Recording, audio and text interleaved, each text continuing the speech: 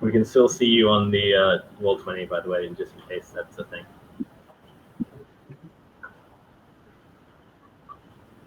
What? Oh. Oh my God, it's us. I'm pretty sure I'm in this conversation live, aren't we? We are having this conversation. Oh, yeah, nice. We're having a one-sided conversation for the world. Hello, everyone. Hello, everyone. Welcome to the Vault Games D&D. Am I really? Get it right on in there. No. Yeah, nice. Thank you, Theoretical Wins. So, hi. I guess we'll start off with some introductions and stuff like that. My name is Jacob. I'm a game designer for Audacious. We are a AR company in West End, and I've been a DM for about 7 years now. It's doing Pathfinder, doing D&D, World of Darkness, the various flavors of all that, as well as some Shadowrun and Dark Heresy when I'm feeling stylish about all that. So yeah, as I said, we're a little bit lag on this switching. Don't look at switching while I'm doing this. So yeah, and these are my lovely players. We have Paige, Macaulay, Trent, and Sarah. So I'll get them to introduce themselves a little bit as well, and then we'll jump into some campaign. So yeah, I'll pass it to you, Matt. Me? You. Hello, everyone. My name is Macaulay Bell. I am a digital artist for Audacious. I work with Jacob. And I've been playing D&D for a few years now, DMing and playing just on and off everywhere. And yeah, I'll be playing as Mog. Like, that's his last name. Rachel is Moglug. He's the goodest of good boys, a paladin half-orc. And that's me. Now I'm going to throw the ball to Skippy.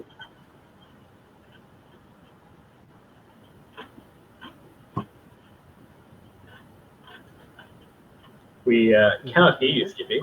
I think Skippy is muted.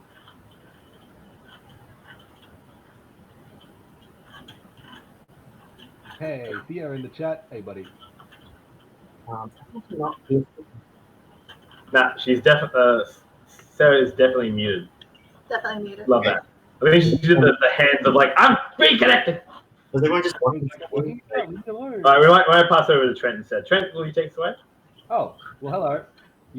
My name's Trent. You may recognize me from a lot of the Vault Game streams. I'm on Hardcast. I do Flesh and Blood with Josh. I do Jackbox. Yeah, I've been working with Dylan for quite a while, and I've been friends with him for a little bit longer. Today I'll be playing, well, not just today, but over the course of this, I'll be playing Daemon Theomune. I'm a human fighter. I'm a pretty average Joe, and I'm just going to be a kind of people pleaser. I'm going to be hopefully just being as helpful as I can in the comp and just kind of tanking face a lot. That's kind of like what I want to do. That's what I've always wanted to do. I've been a stuck-at-home GM for about maybe about 5 to 6 years. I've probably been playing D&D overall, including Pathfinder, but I've been a DM for 5th edition only for about 3 years. So, and I don't really get much chances to play, so this is going to be my really big break to play some Dungeons & Dragons, not run it. And I know Jacob's a brilliant DM. He's a brilliant person, so I know he's going to do really well. And I'll chuck the ball to Paige because that's all I have. Project Swift knows, by the way, human fighter, best class. And yes, if you think I'm variant human, I am variant human. Of course. Why would you be anything else but variant human? Ridiculous. Hi, my name's Paige. I've known Dylan for a little while now, a number of years. Been around with Vault mostly to play Magic the Gathering. Is my main game. I've been friends with Jacob for a little while now as well, mostly through Magic the Gathering as well. I'm pretty new at D&D. I am definitely the rookie of this group, but I'm very eager to learn and have a good game with some friends. Yeah. All right. Now, ideally, Sarah's will connect, and we will hear her once more. And you stream for the first time. That would be exciting. I can only imagine.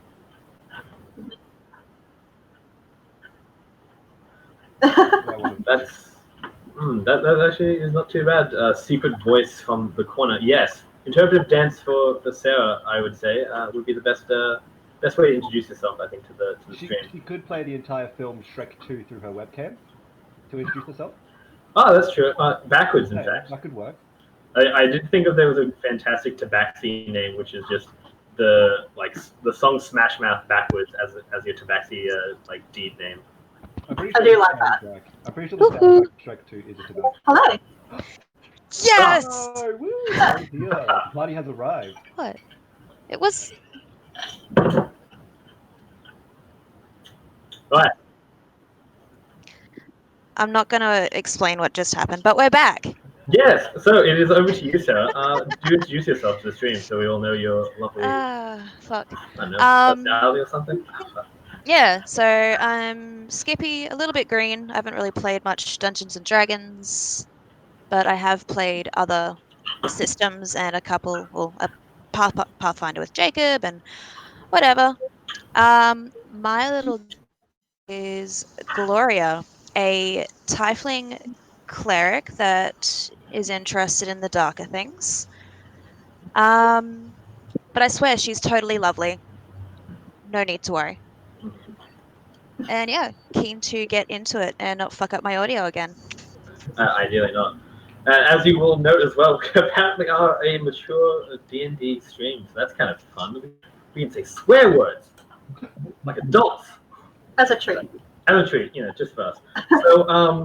So basically, we've got a general premise of what our kind of characters are going to be about. I'll give you some quick exposition of what the kind of campaign is going to be about, as well as a bit of the world as well. So the central theme of this kind of game is obviously dark fantasy. So it's a bit of a darker world. It's got politics. It's got undead and demons and deals and stuff like that are all behind closed doors. The continent of Raskel is basically formed from 7 main kingdoms that all exist as kind of a central body that basically governs themselves and does have ties between each other, but all of them tend to be very much in the kind of vein of Game of Thrones, that kind of like noble houses passing power between themselves and doing their best to, I guess, maintain their own status quo. So there's a lot of war in this kind of country. There's a lot of war in the various countries in general, but there is certainly a lot of political backstabbing, assassination, as well as, again, those kind of deals behind closed doors. So the premise of this general game is that the central continent, or the central kingdom, of Numeria has fallen prey to a terrible disease. The disease in question has been lasting about 2 years in the country and has basically decimated most of the population. With that has obviously meant that trade has slowed down a great deal, and because this can obviously was a large passageway between these various kingdoms, has meant that a lot of the other kingdoms have reacted in a way that has meant that closed the borders, magically sealing the people inside to whatever fate they may happen to have. So we'll see kind of when we actually get into the premise of the session 0 and we get some doubts for our full players here. But until then, we'll actually jump into some creating the characters. So I think we've all got a pretty good idea of where our characters are, but we are going to actually go through the actual creation process and roll some stats, do some things, and have a pretty decent time with it. I would reckon. All right. So first things first. Shall we roll some stats? Ooh, dude, I'm down. Sure. Yeah. All right. So 8. Some amount of dice at the very least. So we'll get to start with that one. So we are using obviously Roll20 for this stream as well. So it is with the Roll20 characters as well. So I'm not a huge expert on Roll20, but I have obviously been using it for a little bit now. So we'll get into that now, I would suppose. So we've got our various characters. Have you guys rolled your stats yet? I would imagine not. So No, I haven't started at all yet, dude. well, so I'm going to pass it over to Matt because I have not created a character in Roll20. How best to roll these stats, Matt? Is it in the actual thing, or should we just keep rolling in the channel there? a good roll on the channel. You just like type /roll Okay. 20. But to make it quicker, you can just go through character commands and just like click roll once. Mhm. Sort of thing. All right. Well, look, let's start rolling. I think in the challenges for the experience. So please don't go R1D, so 4D6, D1. That will spit out a number for you. God damn. All right. Well, I rolled a 19 for my first stat, so that's good.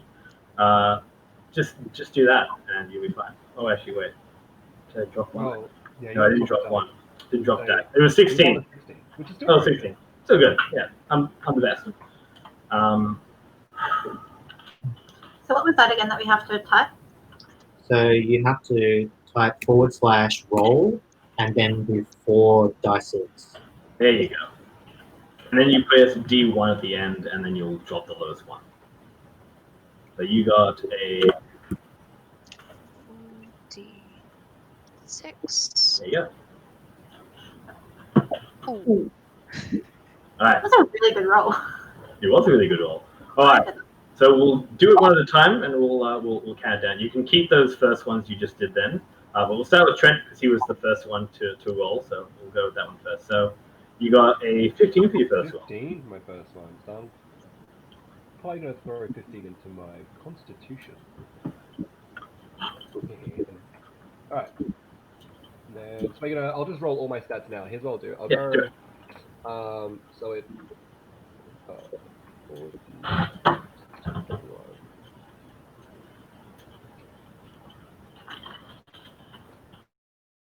That's right.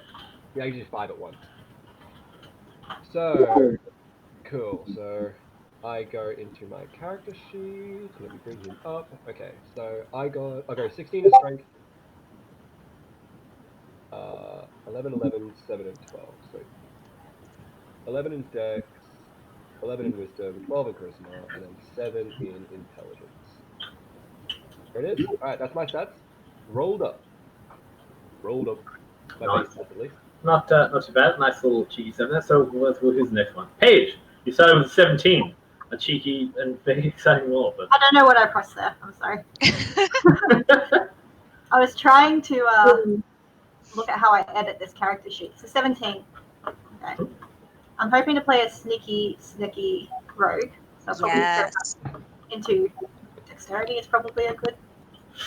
yeah, probably dexterity. But you can roll all of your dice and figure out like exactly where you want to put them all, which can be good. How many do I want to roll all up? I've got. It should be 6 all up. So that's the first one. You got 5 more.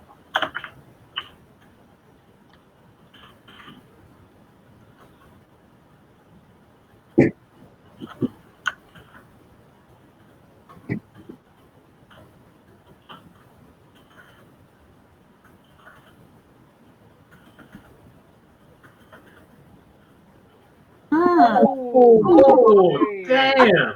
See. All right, that's a 10, a 13, a 14, a 14, and an 18.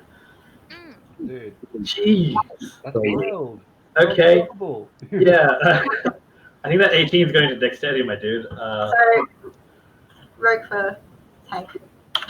Rogue for tank, yeah. Just sell that 17 into the con. Easy. Yeah, for sure. Yeah. I mean, con will be a useful stat in a game based around a disease. So. Oh yeah. Who's to say? You know. So fun facts for the game as well. Things like survival, things like healing, things like constitution. Useful things to have. But we'll go to the next set of rolls. Macaulay. Wait, Macaulay? No, you're skipping. No, sorry. No. Stop. Not you. Sarah, please feel free to continue. All right. So I already had a 14, so I just need to do it 5 more times. Mm-hmm. 1, 2, 3, 4, 5. You will need to manually remove the last dice from those rolls just because you put the D1 there. You open the D1 to drop the lowest one. Just to drop the lowest one. Oh, okay. So I'm just adding the 3 highest numbers. Yep. So yeah, that's You what's don't have the result. Just add the 3 highest numbers. So 46. That's easy. Yeah. Yeah. 6, 5, that's 8, 6. There are 14 on that. That's pretty good. Just get 24 in each stat. It's easy. That's what you really want. That's how you win every game of D&D. You're like, yep, I did it. I'm way down the list on the solve. I am unstoppable. All right. So, McCoy, what will your last set of stats, man? Me. Yeah. I will D1 to try to the do lower. that soon. 4, 5, 6, 1. I'm gonna do I can't actually. To pick you up, I had to. To pick you up, I had to turn it off. Can I push to talk, I okay? can't through your 20. It's streaming now, so. Alright. Well, I can't chat, guys. Apparently, Paige is streaming and I'm getting in the way of that. So. How dare? How dare? How dare? You hate to see it, but that's okay. All right, we got Matt. Well, 9. Is that 19? You dropped the 1, Matt. yeah, it's not. I would use the D1 next to the actual rolls. Cool. So that's a 17. I want that. Yours. Get it.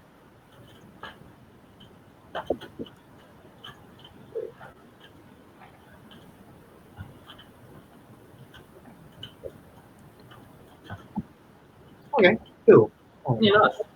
All right, so feel free to put those stats into obviously your character sheets, and then we'll just do a quick sound off of what we actually decide to put in the mold, so we can kind of get a sense of what your character is a little bit about, and what kind of energy they're going to be for. So Yeah, let's do that now. I'm just gonna get my calculator out. Now, I believe Mac, you're looking at playing a paladin of some sort. Yes. Yes. The one. Now, Trent, what was your energy looking like again? My what? What was your character? What are you thinking for your character class, by the way? So I'm thinking of a fighter. Fighter? I've like I said, I don't play very often. I've probably played maybe 4 characters my whole life. Damn. And I've only That's played less than one. me. I only played one fighter before, and I know they're super strong. Also, the time I got to play a fighter, the campaign died after session 0, unfortunately, because things happen. You know, it's real life. I mean, so so will this. So that's good to get yourself set up for that. So That's right. So yeah, this is literally it. We've put this effort in. What zero session? That's yeah, I like to think this session won't die after session 0, guys. That's why I like to. Well, it depends on the viewers, I think. We'll see how the streams go. Honestly, if Theoretical Wins is in the chat, guys, and Goswell's is in the chat, then that's it. We stay. Yeah, we stay for stay. you. That's it. We do it. Yeah, I'll probably be playing Variant Human Fighter. It's a bit of a meme now. I think it's a bit half-baked, but I do like feats. I really do. Who doesn't love feats? They're so Who good. doesn't love feats? And yeah, I don't know what archetype yet. I don't quite know. I like Eldritch Knight. That's what I played last time. Didn't get much of a chance to use it. He's got the Kratos axe style of. We don't have like an arcane caster, so I believe that Skippy might be looking at doing a cleric of some sort in your kind of like potential necromancy plan. But yeah, we could do an Eldritch Knight of some sort. So that would actually pretty nice. Well, I have a 7 in int and a 12 in whiz. Yeah, the Eldritch Knight, right? I don't think I may not. I may. Maybe. We'll see. I'm looking at the player's handbook now, and I'm deciding what I'm doing. I also have a Xanathars, so I might jump into Xanathars and have a look at what fighters. Yeah, like just open all the books like next to your screen. Like yes, that one. That's what I kind of do. I'm obviously making characters, but so. Paige, you were looking at and it's the fancy art. Did you get that from Vault Games? I absolutely did. Oh, check it out. You Look love at those eyeballs. Wow. You love to see it. Give us eyes. I tell you, those like custom art books, like the special art books. This one here, the Centiverse. By the way, you pick up the Centiverse. Such a good session. Oh my god, so good. I actual player's handbook as well. Check this out. Ooh, that's nice. Weirdly intimidating, but very nice. It's like a bearded man. You should see the DM's guide. Oh my goodness! You want to talk about weirdly intimidating? Oh, I'm already weirdly intimidated enough with my first stream, so we'll move on to page this one. Yeah. I know. Got the shakes, got the chills. So you're looking at a rogue of some sort. Yeah. I haven't played D&D very often. Same as Trent, only a couple of characters ever in my life. Mhm. Usually in any RPG type game, I always go for sneaky characters. I don't know why. I must have some underlying kleptomaniac traits in me. But Yeah. I think rogue is probably something that probably, it comes more naturally for me to roleplay. So, Sneaking in, doing stuff.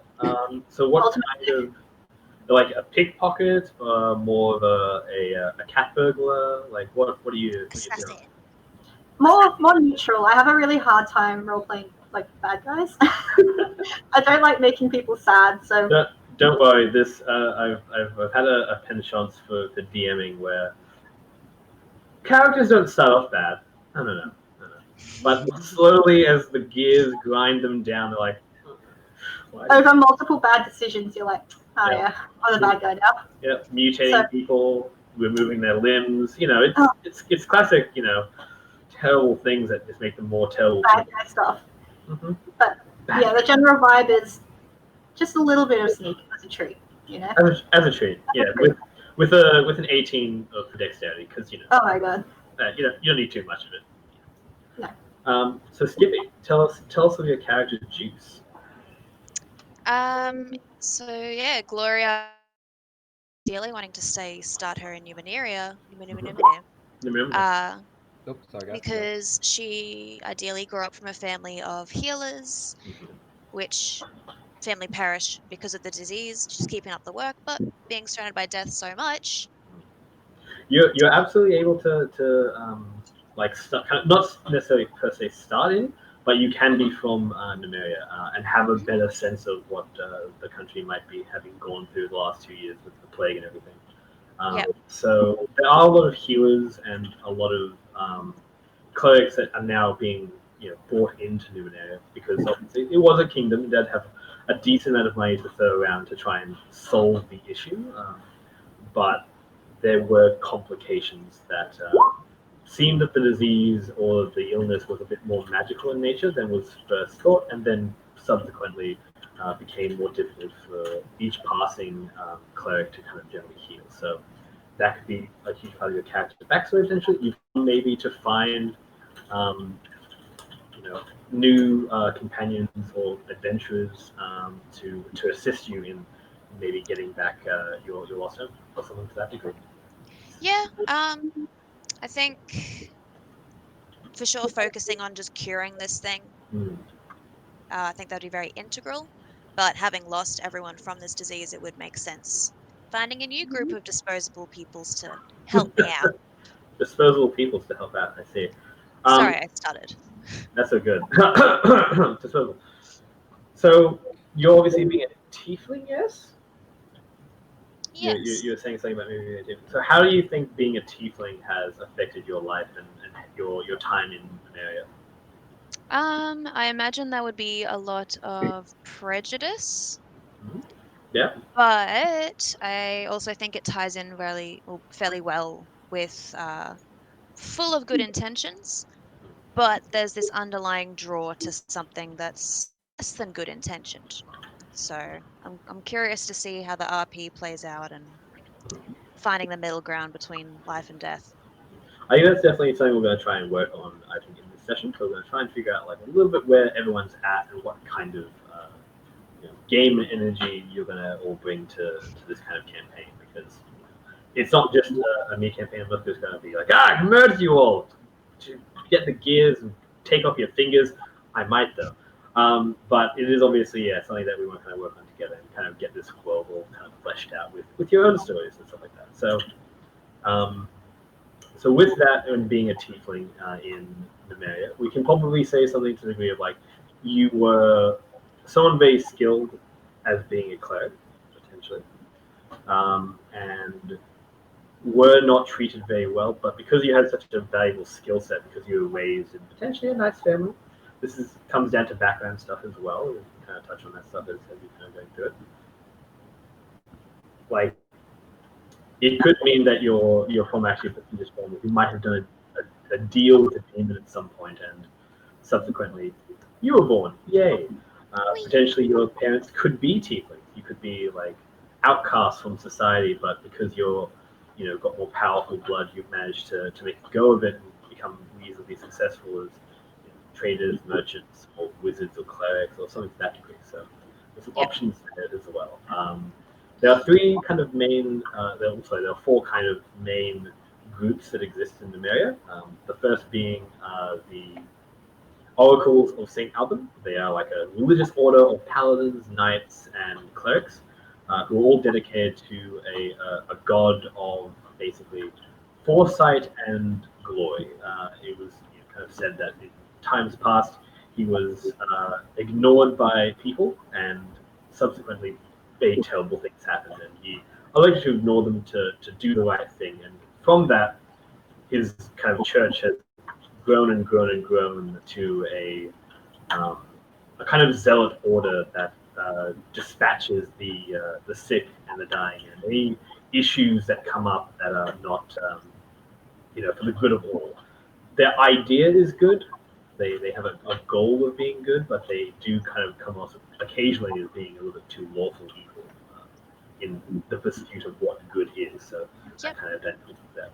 There's a thing called the Jerry Gang. They are a group of thieves and cutthroats. They are traveling through the realm, passing stolen contraband, traveling, getting people in and out from the pandemic, basically, and stealing from the rich as they hide themselves in their kind of gilded walls away from the sick people. So that's another option as well. And then there's finally the chorus of Lavinia, which is a goddess of passage and dead, and the dead. So she basically takes people to where they need to go. Doesn't tend to like necromancy too much, but could be kind of like an interesting subversion of, I guess, where your character might be set. So food for thought, and food for thought for everyone as well. So I'm going to jump back to the top of the order. Talk to Mac again. Tell me about your character. Tell me about where your energy's at. So just what I've done with stats. Let me just get back to it. I've pumped most of my stats into strength, constitution, and charisma. Because I'm a paladin, I use charisma for most of my spells. And Morg actually has a bit of a tragic backstory. Tell me more. Tell me about your tragic backstory. So his family were followers of Lavinia. And so the unfortunate thing that followers do is that they get rid of their eyes so they can see the undead and help people, guide people through from town to town through the forests where undead are, I think. Yeah. So they basically remove their senses to gain powers and blessings from Lavinia herself, because she is a blinded god as well. She was blinded by a god of undead, actually. Also, so 15. Funny that eventually the followers end up getting rid of their eyes so they could see the undead. It's like the last kind of step, in a ceremony, I suppose, to becoming like a true cleric of Lavinia. So you'll kind of note who they are based on the fact that they don't have any eyes, but do get other senses in that kind of way. So your family was they were followers of Lavinia. Devoted followers or just followers? Because there are people who are just followers of Lavinia, but no, they were dedicated. They had ripped out their eyes and were like, "Yep, cool. This is we love Lavinia. She's super great. Love that." Not having eyes, love to see the dead. That was their game. Mob was not all about that, and unfortunately, he couldn't get out quick enough, and they took one of his eyes. But that was the last straw, and he ran away from his family. So family is just dead to Mob. Mob no family.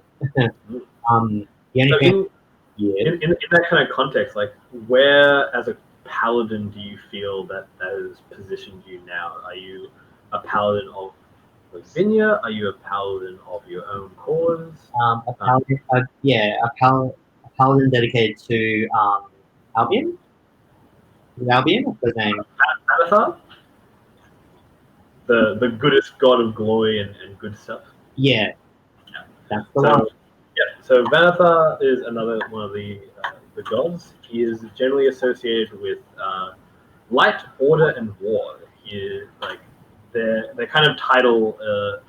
Gods in this kind of world have more titles than they are like particular entities. So they have like things that attach to themselves that they make their kind of general deal. So Vanathar is known as the god of all noble warriors in search of meaning and justice in the world.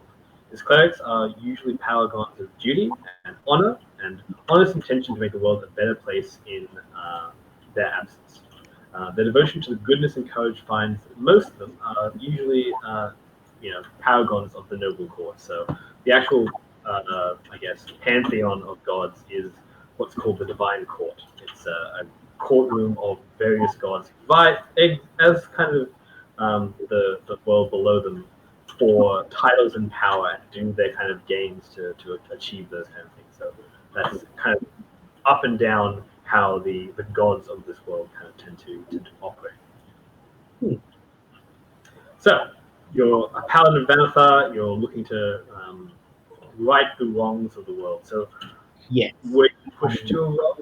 Like, was there something in that childhood, like when you were about to lose your eye, that you thought to yourself, "No, I can't do this." Yeah. That, Mom just like I'm not all about that and ran away from his family. He still has ties to Lavinia, but can't really understand why. I think it might be linked to losing the eye. It's like a permanent reminder kind of thing. But with that, he's run away and found the oracles of Albion. the oracles of Saint Alban. So it's a saint. Al. Alben. Yeah. So the oracles of Saint Alban took him in and taught him everything he knows, and he's picked up all of his righteous beliefs like through the oracles of Albion. And his reasons for like he's very passionate about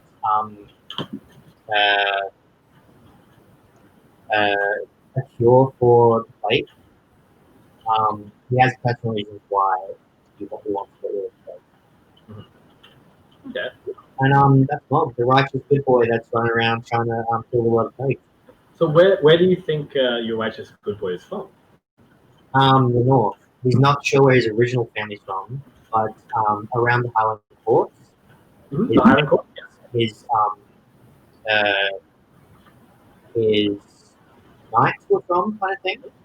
So the Highlands of Talarat are generally speaking kind of that Celtic, Scottish kind of energy. They've got those rolling green fields that somehow seem darker than you would imagine. They're known to be quite close to what's called like the Shadowfell, to the Feywilds and that kind of stuff, which do exist obviously in this world as D&D. The Feywilds exist. That there was kind of like astral bodies are kind of throughout all kind of game D&D, obviously.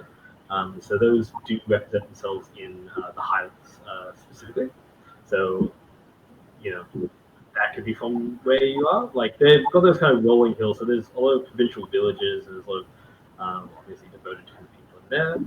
There are some gaps obviously between those kingdoms, which you settle into. The Barons of Greywater are one of the larger ones, which are kind of like a bit more cutthroat, but that sounds like probably pretty good. So, are you from like a clan, or are you kind of like don't know much of your past? You ran away quite. Doesn't know very much of his his family's past, so he doesn't remember where his family were in the world. All he remembers is like the order that he's grown up with. Okay. And they're a very strict, righteous order. And that's not much education, just all on on Not smart paladin. yeah, not a very smart paladin, not a very smart paladin group, but very like good kind of thing. The goodest boy in a world of darkness. Love that. Yeah, they believe in the people and know that the world will eventually be good. One day. Good. I'll write that in my notes. All right, it will be good. So to Paige. Paige, so what are you feeling for your character's race, where they're from, that kind of jazz? So I'm still, like I said, very new at D&D. I don't know a lot of the lore and history that you see. Well, the fun fact is no one actually knows any lore or history of this world because I'm making it up as I go. Gotcha! So I also don't know anything about Forgotten Realms either, so you're not alone. Yeah. Wonderful. So in terms of backstory, I don't have a lot. I'm going to be playing an elf. Hoping to sort of fall into my character's story as we go along. I find role playing and making characters very overwhelming, so I tend to lean a lot on my group. Yeah, that's so good. Well, group, do you want to, like? Are you okay to let Paige lean you a bit? Give us some ideas. What we got? Stream, you're also welcome to give ideas. Stream, jump in. Stream is more than welcome to help me. Build a backstory. But So chaotic evil. definitely not my jam. I would not role play that adequately for sure. You're a lawfully good boy, just like me. I think why don't we Can you start? be lawfully good as a rogue? I don't know. I don't think lawfully good. You could be neutral good. Probably some sort of Like neutral Robin good. Hood is like good, right? But he's not lawful good. Robin Hood was more chaotic good. That's right, chaotic good. Yeah, I'm sorry, he's not neutral good. I'm just saying he's definitely not lawful good. That's all I was saying. I feel that my jam is usually I try to do what I feel morally is best for everybody. That's kind of going off the background of perhaps I was with a band of thieves who were taking advantage of the sick in the realm, and that caused a bit of a conundrum within myself that I didn't really want to be partaking in. Basically profiteering off people who were sick and dying. How dare they? That is pretty rough, honestly. I'm not even kidding. And that could definitely tie into, say, like Sarah's backstory as well, which you could like jump into like something that you've been both in Numeria for a little bit of time, and from like you're like, okay, we're gonna get out of here. We're gonna find some other people to help us, some muscle as it were, to like deal with this kind of group or something like that. Yeah, some more, I guess, kind of Robin Hood style, thieving for the good of the people rather than taking advantage of everyone. Friends. So as far as places, friends. As far as places that have like a lot of crime in them, there are two main ones that I can also mention. So there's the Barons of Greywater, which are generally like a kind of thieves-orientated kind of land. It's not per se a kingdom. There's no governance that really exists, but there are like places that like have money to be made and trade that does go through them. Between the Republic of Marion and the Kingdom of Aramar. So you can kind of be in from there or have been born there potentially. There's a lot of forested areas, very kind of similar to that kind of Sherwood Forest kind of deal. Then there's also off the coast, off the coast of Marion Sea, is a pirate civilization as well, or like a collection of islands and ports that are used to ferry things back and forth from the larger realm to parts obviously to the east. So that's also an option. So you could be a pirate. There you could be like a baron, trader, kind of road warrior type deal if you're feeling like that's what you want your energy wants to be. Otherwise, there are plenty of other like little places that do exist, have elves and that kind of to kind of jump into what their deal might be. So because you're obviously a rogue, there's plenty of options for you to be an assassin. Not everyone is super nice in this world, so you could be like the moral assassin, like I kill people, but only bad people. Bad people, like Dexter. Also, the subtype assassin as Dexter in Numeria. The assassin as like mechanically as a class is really good, like really good. Gives you What was that one, attack sorry? all the time. I just said that. I forgot I had to pull my mic over. Assassin mechanically, there is a subtype called assassin, and it's really quite good because of your sneak attack. It gives you advantage like very often, so it's very easy to abuse sneak attack with assassins. So that's also a good Plus option. those bonus actions. You just stab. Done. Lots of stabby. Yeah. Several. That sounds great. Let's try that. Yeah. All right. So you're. Right, I think it's just me, right? Yeah, it's just Trent now. All right, well, Damon, okay, so tell me a little bit about Marathon, because I reckon I'm from the docks, but tell me something about Marathon, Jacob. All right. World Yeah. build for me, buddy. I have in fact well built. Yeah, thank you. So Marathon is generally a sparkling republic, which actual leaders are a cadre of politicians that form its governance. These are bought from the lands of merchants, so most of them are merchant princes that are kind of formed together to create this kind of republic. They're all quite capricious investors, and generally quite savvy when it comes to money lending and that sort of thing, and do form So it's kind of almost like like a cartel? yeah, quite like a cartel, but Okay. totally not a Okay. cartel. Like, I can't believe it's not cartel. It's I can't believe it's not cartel. It's the margarine of cartels. it's the margarine of cartels, exactly. But yeah, so they were once, I think, very similar to how the Barons of Greywater are now. But basically, like in a kind of like civil war, they kind of split in half. One not forming into a kingdom, the other forming into much more understood political structure that other kingdoms could, tie into. Be like, oh, cool, yeah, we get what you're doing. Here's some trade. Here's some political alliances. You have a lot of money. We can figure this out. Which is why, as well, if you have a look on the map, Dravenloft is very close to the border of the Greywater. So that's kind of some of the history around Marit. So they have like lots of like items from different places. That does kind of feed into their culture a bit. Sorry. Yes, the Republican match. You asked, or was you asking about? Yeah, you're asking about Marion. So you Mariton or Marion? Sorry, Marathon. Sorry, Marathon. were you explaining Marion to me? No, I was talking about Marion. Yeah, for a while Okay. I was like, he'll get around to Marathon in a second, I'm sure. Yeah, he'll get there. Yeah, no. Let him My wait, bad. give him time. Don't name No, it's things fine. too I wanted to slowly. know about Marion as well, but I was talking about Marathon in the Saraton land. I'll just cut that out. Good to know. Live on stream. I'm only thinking in kingdoms these days, but Saracen. Marion in Saracen. Marathon is basically the hub of all knowledge that exists within the seven kind of like main kingdoms that exist. It has more culture than pretty much any place, just because everyone kind of goes to this huge port town. It has one of the largest ports that exists, and from there, all trade basically runs through its waters, as well as by land to the highlands, down to Marion and Dravenloft. And so yeah, they have like the wizard colleges, the bard colleges. They have even gunpowder. They have a college based in like the alchemical arts when it comes to kind of gunpowder, and universities that teach the highest like nobles, about the world, about the universe, about magic and that sort of thing. So that's kind of their deal. They form quite a powerful political force. In fact, one of the greater political forces in this kind of realm.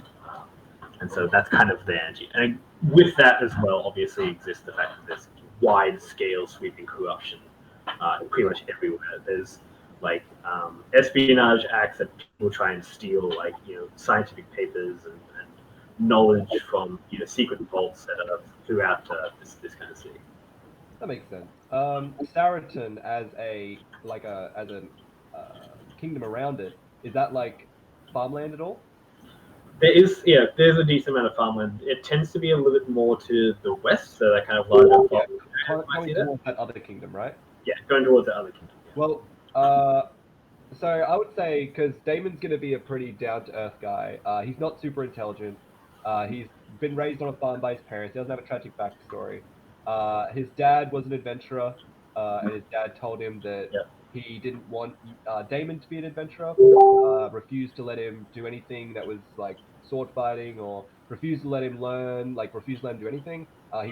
He became a farmer because he had hurt himself adventuring, and he didn't want his son to go through the same thing. Like, he was paraplegic from the waist down. Did he take an arrow to the knee? Essentially, but more like the lower spine. Oh, the lower spine. It was more like a poison dart from a trap. So he was paraplegic from the waist down. His wife and his son Damon and his youngest son. Yeah, I'll he upload offered it it on in a second. why, and I was going to tell him that I'm not playing. Huh? It's kicking you up. Well, I'm talking to my friends. Like, fuck.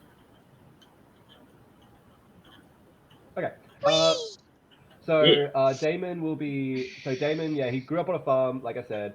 After a while, constant nagging to his dad, to his father, I guess, with the way he would put it. Constant nagging to his father.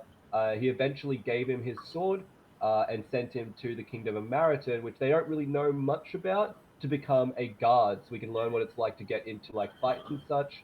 And from there, maybe he can learn to become an adventurer. But his dad is hoping that he'll learn that the world's a tougher place than he thinks it is, and that people are nastier than he thinks there is. Damon comes at the whole world with like a fresh slate. He's easy to forgive people, easy to forget mistakes. He's a really nice dude overall. He's probably a lawful good character. And within the bounds of Mariton, he found himself successfully joining the guards' ranks, and he became a guard, a simple guard at the docks late at night. Mariton, I assume, does a couple of sketchy trades with the pirate. Absolutely, yes. Yeah. So I was in charge of guarding late at night, and I would guard those same sketchy people who were doing sketchy deals. But as far as I'm concerned, that's just the late night trade. I was always just told that's the late night trade. Just watch them. If they get into any kind of tussles, then deal with it. They never did, so I never really had a problem. But I spent a lot of my time training. So, and because Mariton is such a almost privileged place, I have learned a ton of languages. From that, I actually know. Just to touch on a concept, maybe I could like just kind of like let you know like this sort of have.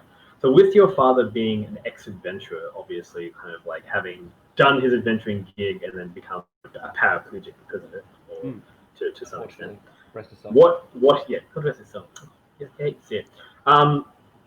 From that, he could have basically given you potentially, you know, bringing you into like a school potentially, like of like martial arts, like like sword play, and actually gotten you into one of the larger kind of colleges. There's obviously the College of Swords with bards, but part of it is obviously like harder martial training, and so you could have gone to a relatively prestigious place. But with that, he already knew about magic. He's an adventurer. If you're an adventurer, you know about the main city. You get a sense of, oh, that's the big city and all that kind of stuff. Oh yeah, he knew it existed. He knew that it was like a big city, but he traveled west more often than not. Like going towards the coast wasn't like adventuring because we don't own a boat. We're very poor. So he actually went around to like he did the whole loop from the Barrens of Greywater, Kingdom of Arima, Darkon, Netherworld, Highlands of Talrath, and back. So he did like the whole loop, and he tried to learn everything he could. He wanted to become a famous adventurer and get into like the great history books, but he never did. But he was adventuring for about 20 years, but he never became like a really big name. So he doesn't want Damon to follow his tracks because he feels like he's a 20-year-long failure. But yeah, no, that's a bad story from my dad's perspective, I guess. Yeah. Well, with that concept, like, yeah, it's like he had some savings to get you into this kind of nicer place to kind of protect you a little bit as well, because the gods of Mountain, very similar to kind of that playing fist. If you're talking about Baldur's Gate, I guess, which are very much more aggressive and like not too caring of your well-being when you're being trained, but he kind of jumps out into that and still wants to learn about what it is to be like get that worldwide kind of idea, and then takes a job in basically the docks, and then kind of kicks into like being betrayed, or being like getting in debt with the mainlander potentially, or something like equally difficult. If you are looking into Eldritch Knight possibility as well. Actually, I was going to say that links pretty well with the schooling of fighting, because I actually looked at Xanathars, and Xanathars gives me the option to play samurai, which I don't want to go fully into feudal samurai, but the ability fighting spirit is pretty useful. So I think I'll make it so that my father's sword was a not a naginata, but a keep the name, but like a masamune. Of some description, like a long-bladed kind of large katana, like a horseback katana. But because I have such large strength, I can hold it with one hand.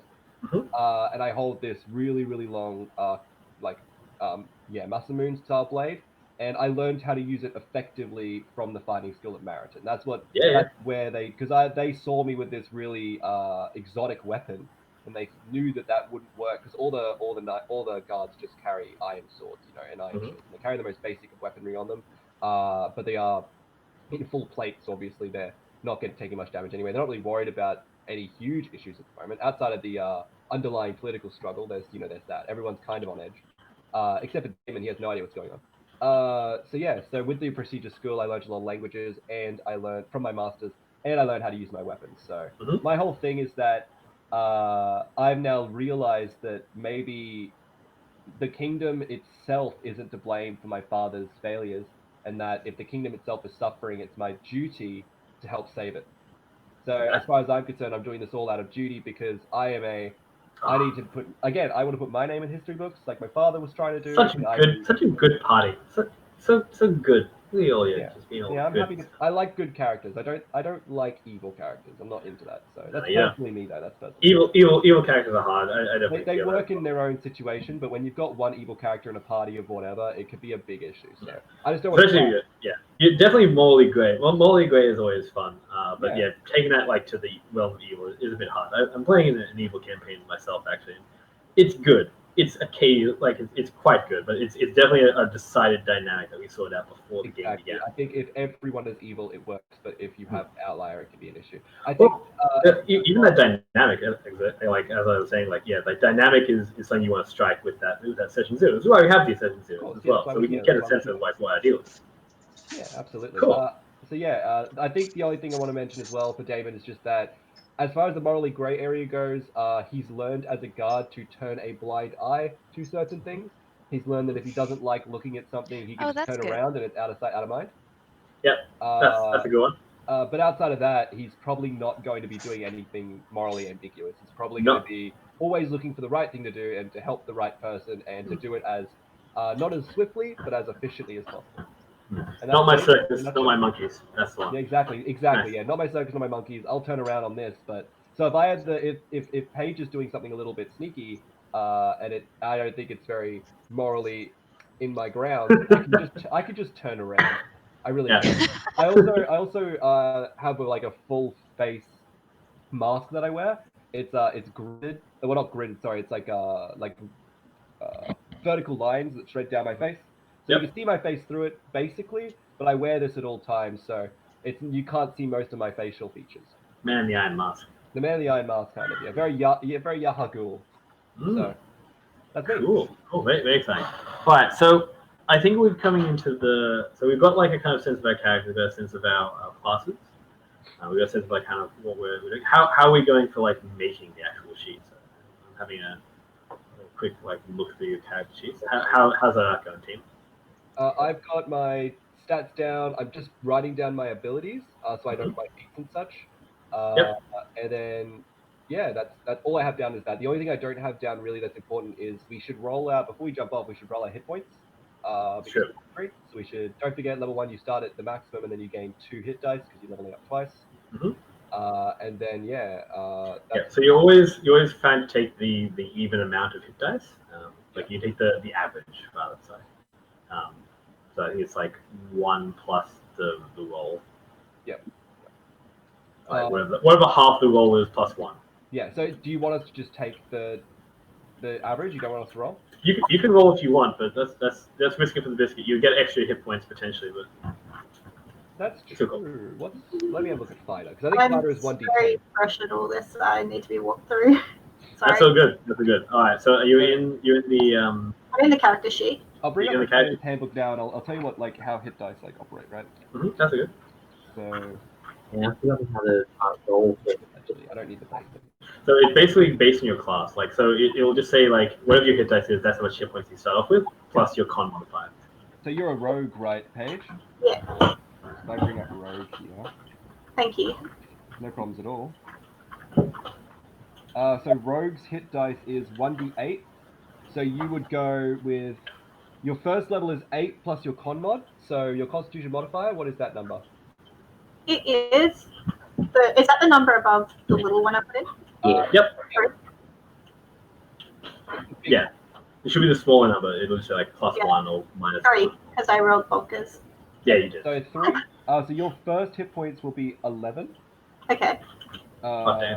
Then you'll have 5 plus your con mod, because it's a 1d8, 2 times. So it's 10 plus 6, so it's 16. So your starting hit points will be 27. 27. Nice. Oh.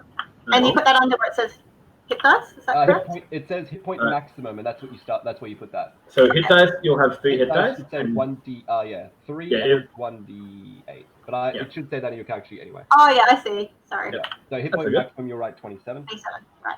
Thank you. No problems at all. And that Nice. operates the same way for everyone's starting there. So just Yeah. bring up your character. You either know your hit dice or you don't. If you need hit dice right now, I have this thing in front of me. Skippy or anyone else? You all good? Yeah. Give me a hand. It's automatically saying that I've got 10 hit points, but I can't find where I would. What's your con mod? Can't see it in here. It's to the left. It's on the left side where your constitution is. It's the smaller number, not the one you rolled. It's the number that's the modifier. I don't have any mods popping up yet. On your character sheet. So where you wrote down the number on strength, like I wrote 18 in that small circle. The square that's around it, what does that number say in your strength? The big number. Or any of those stats. Do you have like a big number on your stats? I've got a big number. I've got no mods next to it. No small numbers. No, that's okay. No. The small numbers underneath it should be the stat that you put into it. What's the big number say for con? I've only got one size What number. does your so constitution say? Just what's the number? Doesn't matter my what the con size says of it is. my con just is 14. There's no smaller numbers. Okay, well 14. Yeah. I think I'm seeing what you've done here. I think you gotta choose when you say ability score method, you want to choose custom, and you'll be able to put the scores in.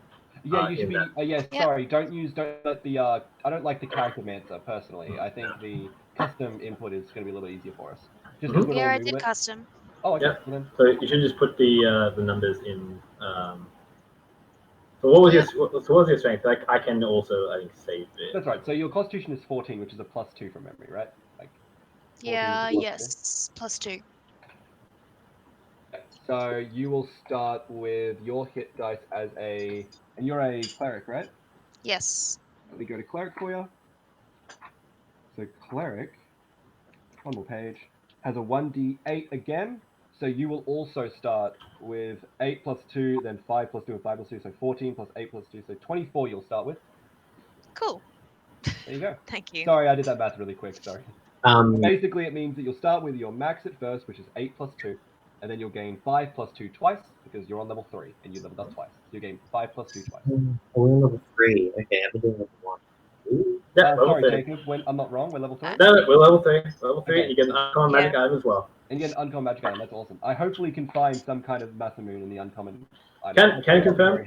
Best way to start a game. Level 3. You're already good at stuff. You get to start with your kind of archetype, right? At level 3. That's why we're picking 3, because you get to start with your what makes you unique. You're not just a fighter. Like, I'm not just a fighter, because I'm level 3, I'm a samurai.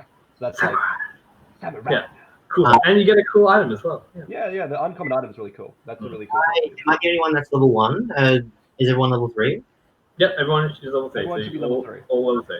Well, for anyone that hasn't leveled up with Character Mancer, if you go to the cog, just next to the 4 by spells, at the bottom there's like a launch level plus Character Mancer. You want to click on the bottom one, not the one that says cannot be undone.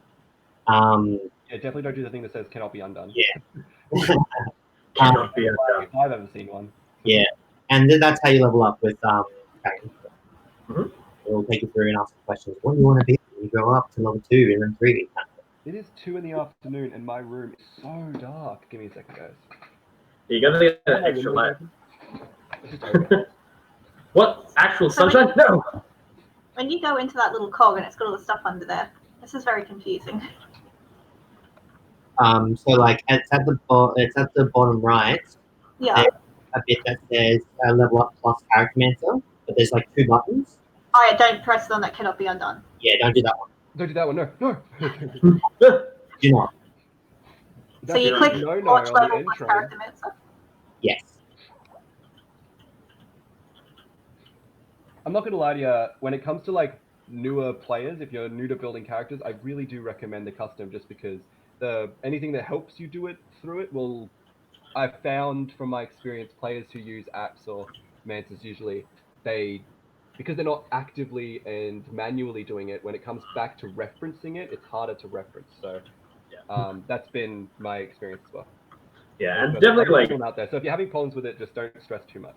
Okay. If it's fine, then it's fine. Each their own. It's you're gonna I learn always more about find each other character as you sheets go. very confusing to look at.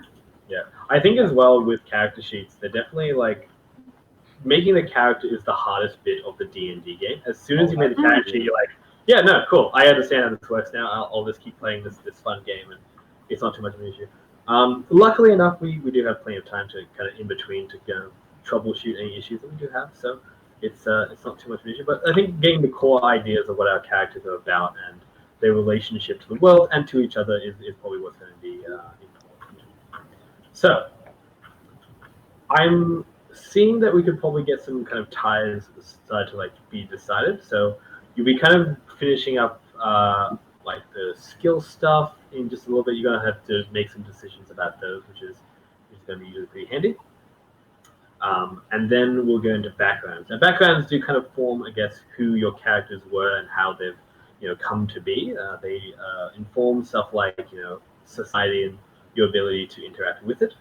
And as well give you some good context for how you all might have met. So with Macaulay specifically and Trent, I'm feeling that you guys being martial characters might have eventually found yourself to a marathon, and potentially that could be a tie for you guys. Yeah, I like that. And likewise, kind of moving into that, you could have been down the docks one day after Trent obviously finishes up a round, meets potentially Paige and Sarah's character, and they could have something kind of some kind of issue, some kind of thing that does end up happening that obviously could then eventuate into you kind of being known as friends potentially, or people who can work together, and from there we can kind of develop into something that might have happened to you all as a bonding moment in the backstory that kind of leads you into the campaign as well. Because it is important to note that a third level character has been a character for a bit. They've done things in their life. They're like, yeah, taking down a cartel at a time. You're not like slay the dragon or anything, or kill the lich, but you've probably dealt with some actual issues that have like. I was thinking, so just before we go on, you should go to the right and you can change your name. I'd suggest that we change it to our characters' names so that we just can always refer to our characters. So you can just I would like it if we could change that. Yeah, it's just the display name, right? Well, Yeah, I got my name changing it to Damon now. you don't want to be cool anymore. There we go. I got Damon on. No, come on. You love to see it. You could say be a cool Bob. I Cool. want to take the lucky trait, but I feel like I'm just going to break the game. The lucky trait just breaks the game, man. Lucky. Everyone's so goddamn lucky. Uh, I'm probably going to take Charger. Making the sweet decisions there, Sarah. it's a lot of stuff has to be manually put in because it doesn't come with a death motherfucker on here. So it's trying to bring all my information over. Yeah.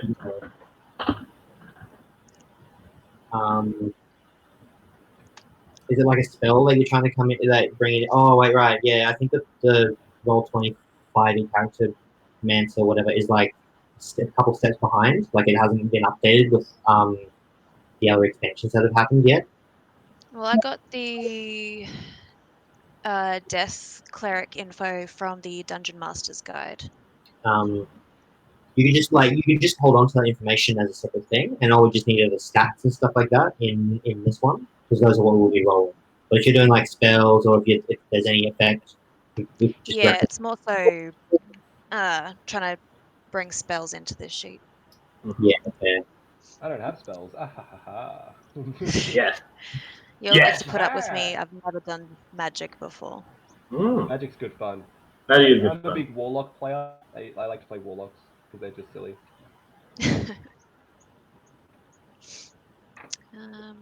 One. Yeah, I'll be right back. That. And back. Elora.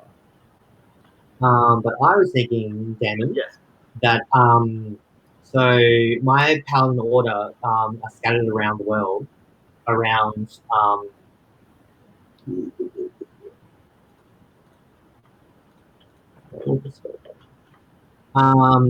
They're scattered around the world trying to rid the world of this plague. So I would think that there'd be a prime like character that influences adventure, and because the paladins are suggested to find a group, so like they always win with numbers, kind of thing. So I was thinking maybe Damon might have joined, like, cause I'm sure that Mog will have been roaming around the world. Maybe Damon bumped into him, like in some undead encounter outside of some world, some city. We've known each other. Mhm.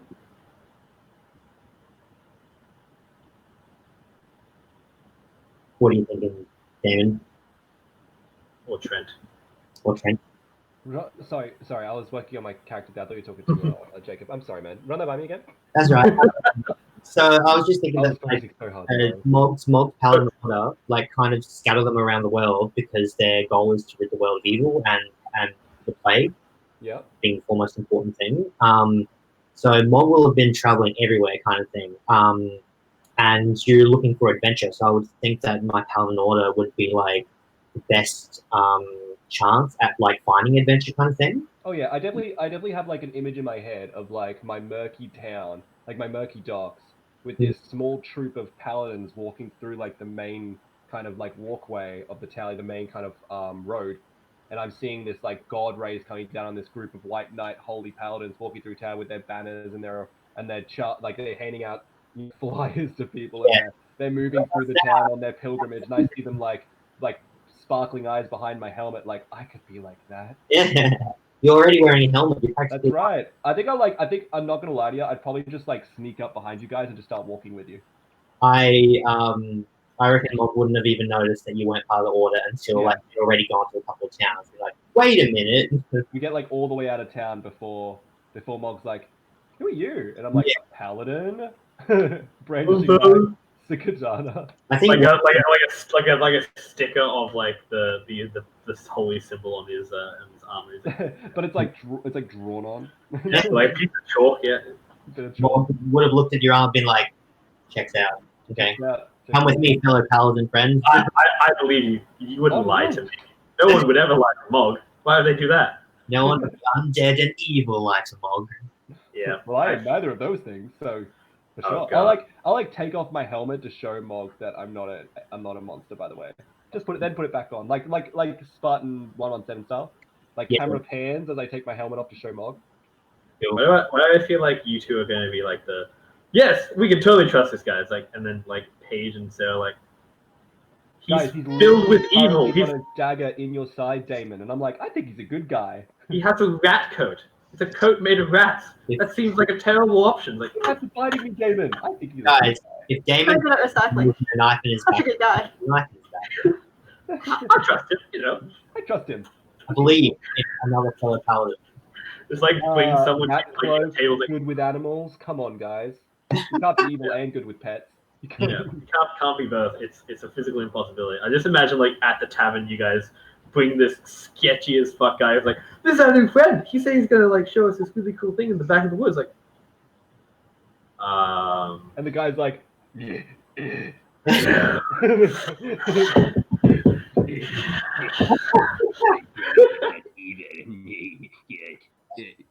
Can I have some milk for my rat? You got some sweet rat milk? I'm selling rat milk. I'm selling rat milk. Delicious. Wow. Delicious. Selling Delicious rat. For your bone. The finest of milks. I reckon rat milk is bone hurting juice. Like I reckon it's the same one of the same thing. Maybe it's good for skeletons. Maybe that's why Sarah was interested. my Like, God. hey, Will, hold up. Let's hear him out. Give us Good for the skeleton's complexion. They just rub the rat milk into their bone. Jesus. Ah, Man. yes, I'm rat milk bar. All right, so I'm going to quickly ask about backgrounds, and then we'll jump into getting the party together, and then we'll probably get into then just having a look at Ardent Roleplay as well. So we'll be using Ardent Roleplay obviously for this stream and things, so we'll suss that as well. So we'll start with Sarah. What do you think your background is going to be for your character? Now, if you don't know what backgrounds are, yeah, you're aware of background and stuff, yes? Yeah, I've made a background before. Yeah. So background in this is going to be like you pick them out of the book.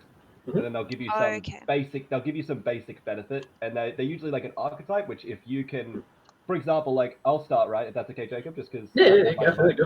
I'm going to take the soldier background. Why is that? Because the soldier background follows like the same logic as like a guard regiment.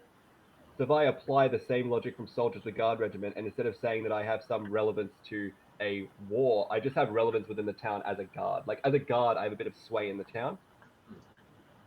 So I'll be taking the. Let me just find that. Am I just blind? I just can't find my. So I'll run through a little bit of what a background generally is. So a background is just like a kind of a template that says I have been this kind of person in my life. I was raised in this kind of way. So there are things like acolyte, which means you've spent your time when you were younger in service to a god or a temple.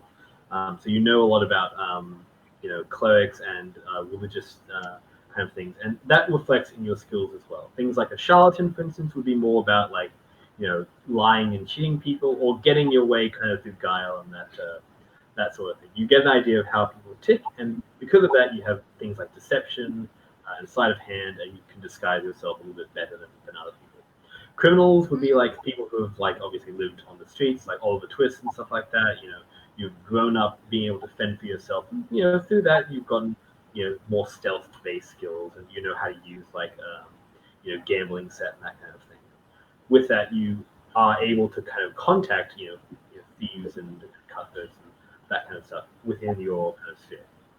An entertainer would be something more to like you've lived a life of performance. You might have been in a traveling band, or your parents might have been like bards themselves.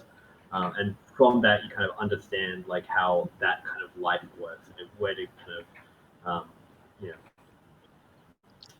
let me see. There's a special particular ability. You can always find a place to perform, usually in an inn or tavern, but possibly with a circus or theatre, even a noble's court. So those are some things that you know how to get into as a performer, and that can help you kind of in the game as well. Folk hero is another example. It's basically that you are a hero of your local town, and you were like this big shot that might have moved to the big city and kind of gone on to become a better kind of adventurer. And from that, in that kind of sphere of common folk, people know you, and they will invite you to their home to have dinner with you. Like, oh, it's the hero of Gadamir. Oh, look at his beautiful hands. Like, and part of that, is that kind of background. There's guild artisan, which is your guild craftsman of some sort. You know how to make a particular kind of thing. So leather workers, stonemasons, alchemists, armorers, blacksmiths, that kind of thing. A hermit is much more about like living secluded from society. You understand how to survive, religion and medicine. It's kind of like being more of, I guess, communing with the gods in the middle of nowhere. That kind of is more of the energy. It's enlightenment and that kind of thing. Noble, you are literally from a noble family. You have noble status. You've lived a noble life. You have a family who's like, maybe poo-pooing your entire adventuring days, but they might be adventurers themselves who became nobles because of that. Outlander, you're much more of like a survival expert and tracker and hunter and that kind of thing. And Sage, you're obviously like more around learning about the universe, and kind of like more for wizards and professors and people who might be actually from Mountain to begin with. A sailor, you are a sailor. You've been a sailor. You know how to drive sail ships and stuff like that. You know how to use navigation tools. Soldier, as Trent was saying, military rank. You have a certain understanding of how guard systems work. You know that you can kind of probably touch base with guards, be like, hey, I'm from this place to do this stuff, and from that you can kind of get some benefit there. Urchin kind of deal. Again, this is also going out from the streets alone, orphan and poor. Though less kind of to do with that entire Oliver Twist thing. It's more Oliver Twist, but being a criminal is more you are actually like kind of about crime and you have experience with breaking the law. It's more out of necessity than it is out of necessarily just being like, oh yeah, crime. I love crime. Crime is the best.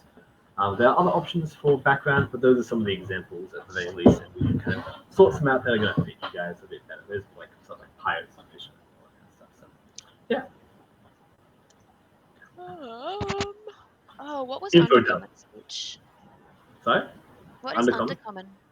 Undercommon is basically for the Underdark. It is like It's like dark elves and stuff, right? That's what they dark elves and stuff. Like they live in like an underground utopia, like an underground like necropolis kind of deal. utopia. Well, to them it is. It's not really. It's slavery, really. It's really just slavery. Right. But they think it is. Yeah. They like it there. It's slavery with extra steps. Basically, yeah. Basically just slavery with extra steps. Mm-hmm. But they sure seem to like it there. It's like a dark, damp, large cave place. Mhm. Like the world's almost like Journey to the Center of the Earth, right? Mm-hmm. Yeah. There's civilization that exists under the ground that they use Undercommon as their own language. So Draugr, Drow, that kind of stuff is generally what you'll find there.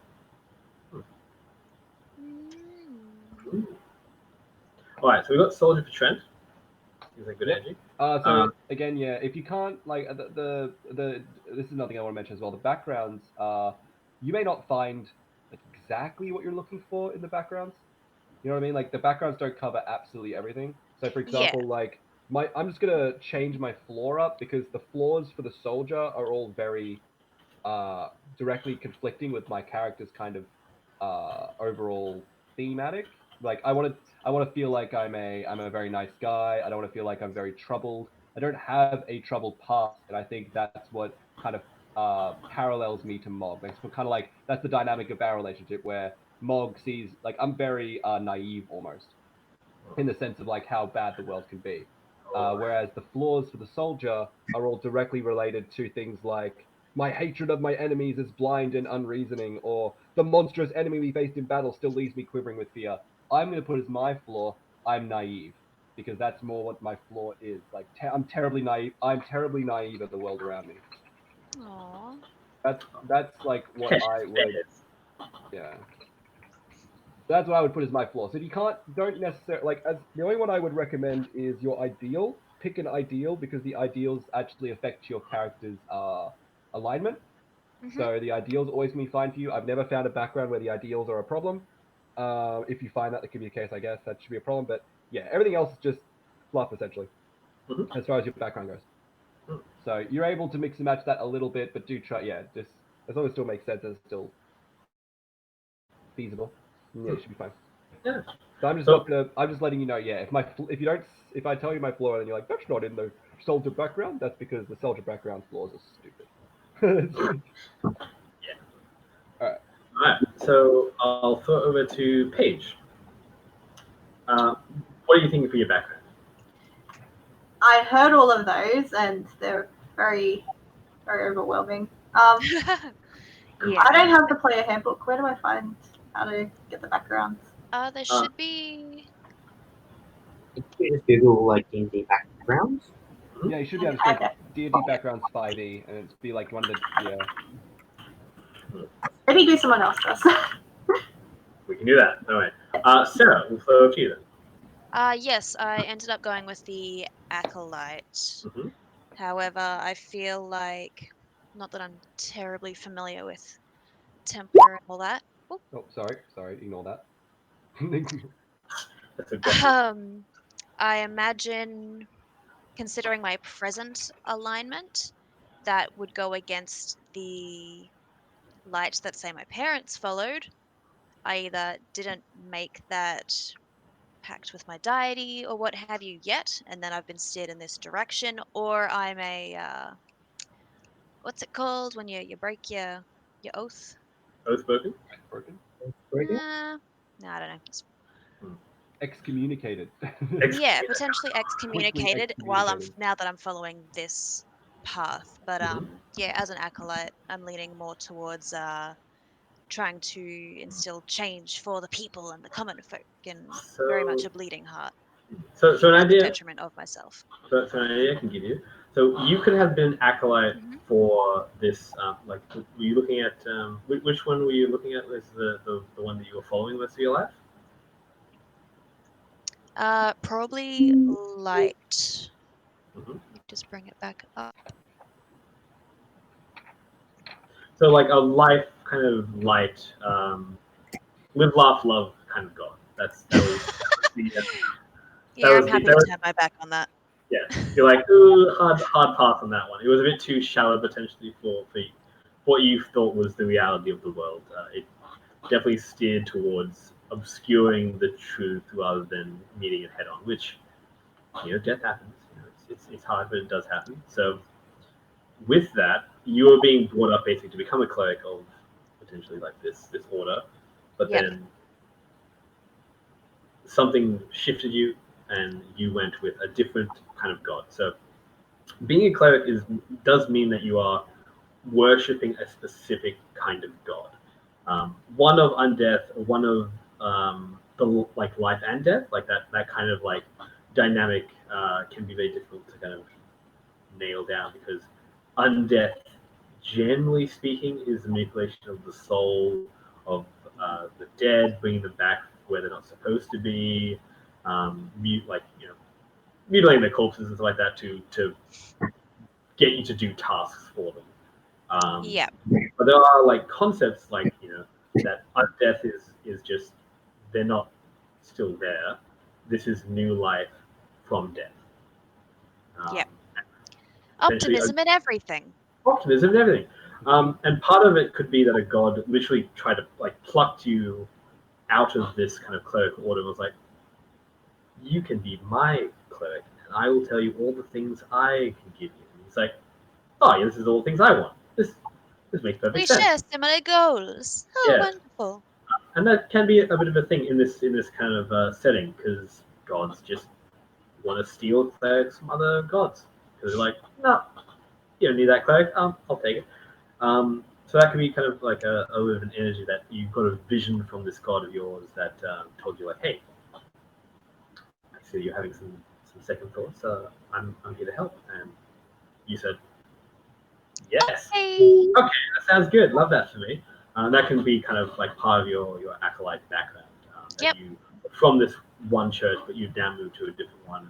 Yes. Still kind of have that connection that you can still utilize to your own benefit. So that sounds good. Everyone wants to be my friend and help me out, even if I am a traitor. Even if they're dead. To a degree. Even if they're dead. They have no choice if that's the case. Sure. So you won't get where he's dead just yet, but you just wait till level 5, and it's all up in the end. So I was going to just throw over to Mac, but he looks like he's had to just drop that for a quick second. No, I'm here. Oh, good, you're here. All right, Mac, what background are you feeling? So I chose the knight background, mainly because like I joined an order, and I think it just explains my history a bit. So the knight background just allows me to I can call upon my order if they're ever around. They always are willing to help me. And the same reverse. If my order asks for my help, I must do it. Mm-hmm. And your order was for Vanathar, yes? Yes. Good. That's going to come up. Good. Love Good. that.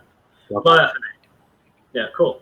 But Vanathar, is definitely a little bit all around the place. So there is a knightly order, of your own, which you're able to kind of detail as much or as little as you'd like. And I can add some detail to it too as well. But it's sort of those collaborative storytelling experiences. So that's what it's all about. Cool. Cool. Lovely. With that, the only ideals I can think of, I'm really bad with ideals, bonds, and flaws and stuff. I thought it's quality for the living. Like my character really wants the living to rule, like hate undead kind of thing. Yes. Perfect. So I think there's a better way to word that. So with that kind of dynamic, if you want to have that dynamic, absolutely go for it. I would suggest before we get into the game, figuring out with Sarah's character how you come to like not kill each other, and be like, oh yeah, like you do undead stuff, it's fine. Whether that's through her lying to you or whether you actually coming to a turn that you're like, oh yeah, no, I get it. You're not warping souls. You're not like making people restless. You're just using what's left of a means to an end. Yeah, what's left of their life, because it is a new life in of itself. I think that Mog could be convinced that it's for the greater good kind of thing, that it's like to save lives by resurrecting them, and Mog might fall for that. But usually, I think that we would butt heads. on the road kind of thing a lot. If We'll there's see how nice you really are, boy. When you raise your first debt, you're like, oh no, this ain't good. Because this could be a point of discussion for you as characters as well. Like, because I believe Mog is quite charismatic, yeah? sorry, is he? You give it a lot of charisma? Gloria is very charismatic. I think Smog would be charismatic as a paladin. Yeah. Sounds charismatic. They're charismatic spellcasters. Yeah, charismatic spellcaster. Yeah. So, then- yeah, which means that you can have like a pretty in-depth conversation. It might end up coming up like as part of like a thing that, you know, how you decided to basically deal with this. Either by like, agreeing to disagree and not, or having some hard rules that say like, hey, don't raise the dead Well, because they're quite. of like children or something like that. Like, don't do that. Don't become a lich or something. Like, you know. Don't become really evil. Don't do evil. I am the nicest person you'll ever meet. I'm so nice that I'm telling you that I'm nice. Good. I believe that. I like that. That makes You sense. Checks can out. believe it. That's not suspicious at all. Don't Why would she be lie? suspicious. Why would she lie? I've never been like you before. No, I Never. promise. I'm very, very nice. No, everyone's too afraid of Mog to lie to him. That is fair. That is definitely the truth. No That resurrection. is fair. No resurrection, please. No resurrection. Wait till I'm out of sight so I can shake it off. I'm like, What if Alright. you're at like 0 health and I'm like, ah! get back up, boy?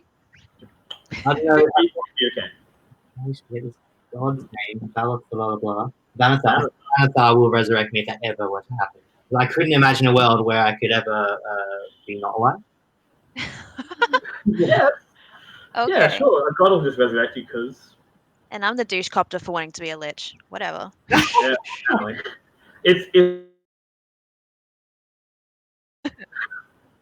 All right, so we'll throw back to Paige real quick. Have you had a look at any backgrounds? You anything jumping out to you?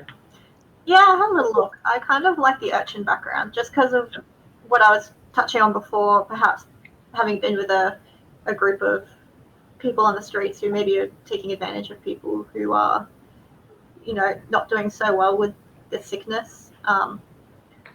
Was your character that kind of like the big sister to a bunch of like lowly urchins as well?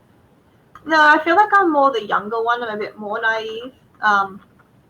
And I was looking at like the options for personality traits and flaws and such. I feel like a flaw of mine that perhaps I may have come up with is that it's not stealing if I or someone else needs it more than someone else. Oh, that's pretty good. I love that. So that's kind of where I'm at. That's kind of always been my mentality. And I work it into a more maybe morally good way than perhaps the other people in the band that I grew up with perhaps did. They see them needing it more than sick people, whereas I perhaps don't. And looking at that kind of robs the rich mentality of like, well, you don't need it, but they do. So like a bit more like you don't need it as much as me, and you don't need it as much as these sick people. So I kind of flip the tables again on perhaps what the thieves that I know feel. Yeah, that sounds really good. Yeah, love that. Yeah, and basically, an ideal that all people, rich or poor, deserve respect.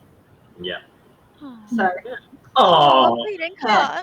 such a nice party. The respect for everybody, and I do what I do because I feel that you have to, and that's your responsibility. Yeah, that's nice. So you didn't have parents growing up. You were a bit more of an urchin, or did you have parents? Or who kind of helped raise you, I guess? I think I was no particular person. I think it was just a group of street urchins that I maybe wandered off when I was small to look at something shiny and just got lost. Dang, I shiny. found myself up. Yeah, saw the shiny stuff. Couldn't say no. Mind your family. For some reason, I have like this kind of like a family of I want kind of like I like the family of cats. Like it's like headed by someone called the Prince of Cats or something like that. That's like this suave, debonair kind of like gets into people's houses, opens the door, and then all his family kind of get in, and you guys are just like a bunch of stray alley cats. Like all these people just like, yeah, no, we just move into places and move out of places, and like a few main figures are the ones who kind of like, Everybody show with- wants to be a cat. exactly. You're the Mr. Cat. It's done. It's Friday. Playing with jazz music and Jazz music. good jazz music, good times, and breaking into places that don't belong to you. That's your energy as a child. Then. Yeah. Love that for you. Which town grew up in? I don't feel like I was a pirate sort of person. Somewhere more in the slums. Which area is a bit more slummy? Marathon does have slums. Dravenloft does have slums as well. They're always like poor people pretty much everywhere. I think that Marathon might be a bit better of a fit, just because it's much more of a large town and they don't have as good, I guess, management of everything that moves in and out of Marathon. I feel like probably Marathon though, because it's that sort of fine balance between there's lots of people and there's some good stuff still to make a living, but it's maybe not best. A lot of docks. There'd be like a kind of a similar, like a settlement on the other side of that large river that you can see in the map there. That could have been much more the slummy area of Marathon, where you can see in the distance like the really beautiful sparkling jewel of like Those folks across the river. with all and you always like thought to yourself like, oh, the folks across the river, they must have a great time over there. Oh wow, one day I'll be that. And like some of your family, I'm gonna find a good name for you. Want to find a good name for that kind of family, because I think it could be like a kind of cadre of thieves that have a particular kind of aesthetic. Like some of the larger players went over there, and you're like, oh, maybe I'll get to go over there one day when I'm grown up, like that kind of. One day. Yeah, one day. And maybe that never really happened, or maybe it did, but not the way you'd expect it to, or maybe they betrayed you after a while because, cats gotta eat. So, Yep. Could have even sold you. Like, they're like, there you go. Off you go. Yeah, look at this lovely, Have a child. have a child. Look at it, how So nice it is. It's so cheap. so cool. Such a cheap child. All For his you. fingers are still there. Yeah. Got clean Good teeth. quality. Good clean teeth. Good clean teeth. Yeah. Child. Yeah. All right. So I think we've got some decent backgrounds there. Now, real question is, how did you all meet? I am content with what myself and Paige were mentioned before. She or her group of misfits have come across, tried to do something a bit more questionable, and she's like, yeah, no, that's not cool, bro. And I'm like, yeah, no, that's not cool at all. And then we become the bestest of friends. From there. Bless. I like that. So that would be in where Marathon, so where Paige would have grown up. So you've left Numeria and kind of traveled to find out more about what you're going to be about. And the best place to do that might have been this, like where this huge cultural city is. And you found someone, but you run Paige. Excellent. So that's a good tie for you two. And then we've got that similar kind of tie for Mog and Damon. Where they've both known each other through their kind of training as combatants and stuff like that. Now, marry those two things together, and how was that first meeting between the two kind of groups of people we have in this year party? What'd you think? Yeah, do that. Yeah, unmute that bad boy. Unmute yourself, Mac.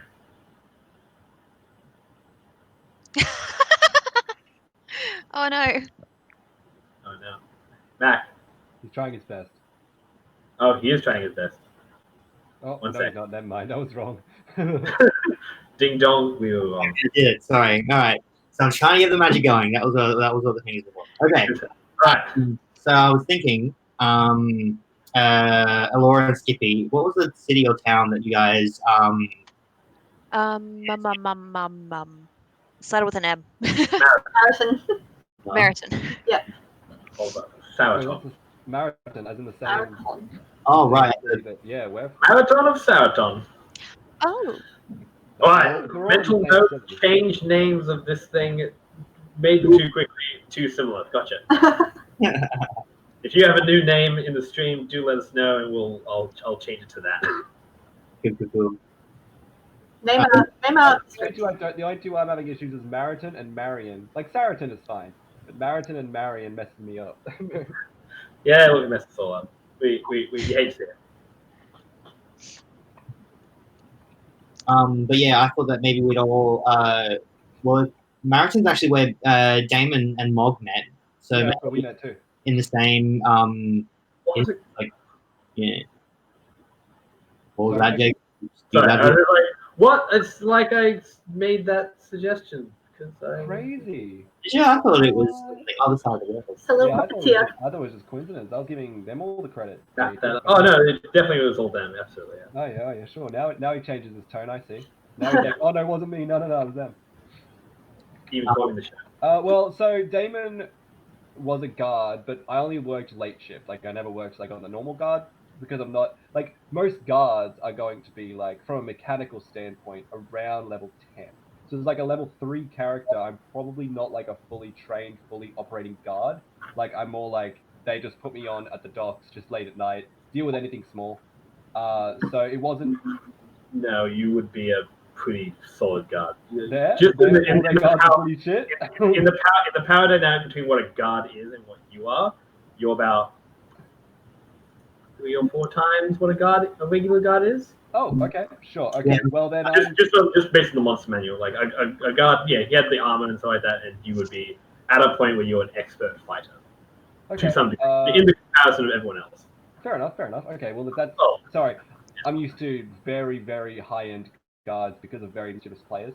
So that's okay. You could destroy the entire world if you really felt like it, but bigger guard would come and fuck you up. That's okay, no problems. Well, then if that's the case, okay, so let's change my mindset. It would be okay, so if I'm really important, I probably can't just get up and leave with Mog. There's no like logic to me just okay, I'm out, let's go. I'd probably be doing I'd have to go and essentially sign out, right? I'd have to go and like knock off essentially. Because they would have like a sign in, sign out service, like a basic guard system. So I would have to go sign out at that point in time when I saw Mog moving in. I'd have to go like moving through the town. I'd be like, oh my god, I gotta take this opportunity. This is my opportunity of my lifetime. So I head straight to the guard outpost, and then you mentioned that Alora was doing something shady as hell at the time. The people she was associated with were They were pilfering poor people that are sick, and they're like, that's. And you're not into that. It's pretty realistic. You really aren't into that though.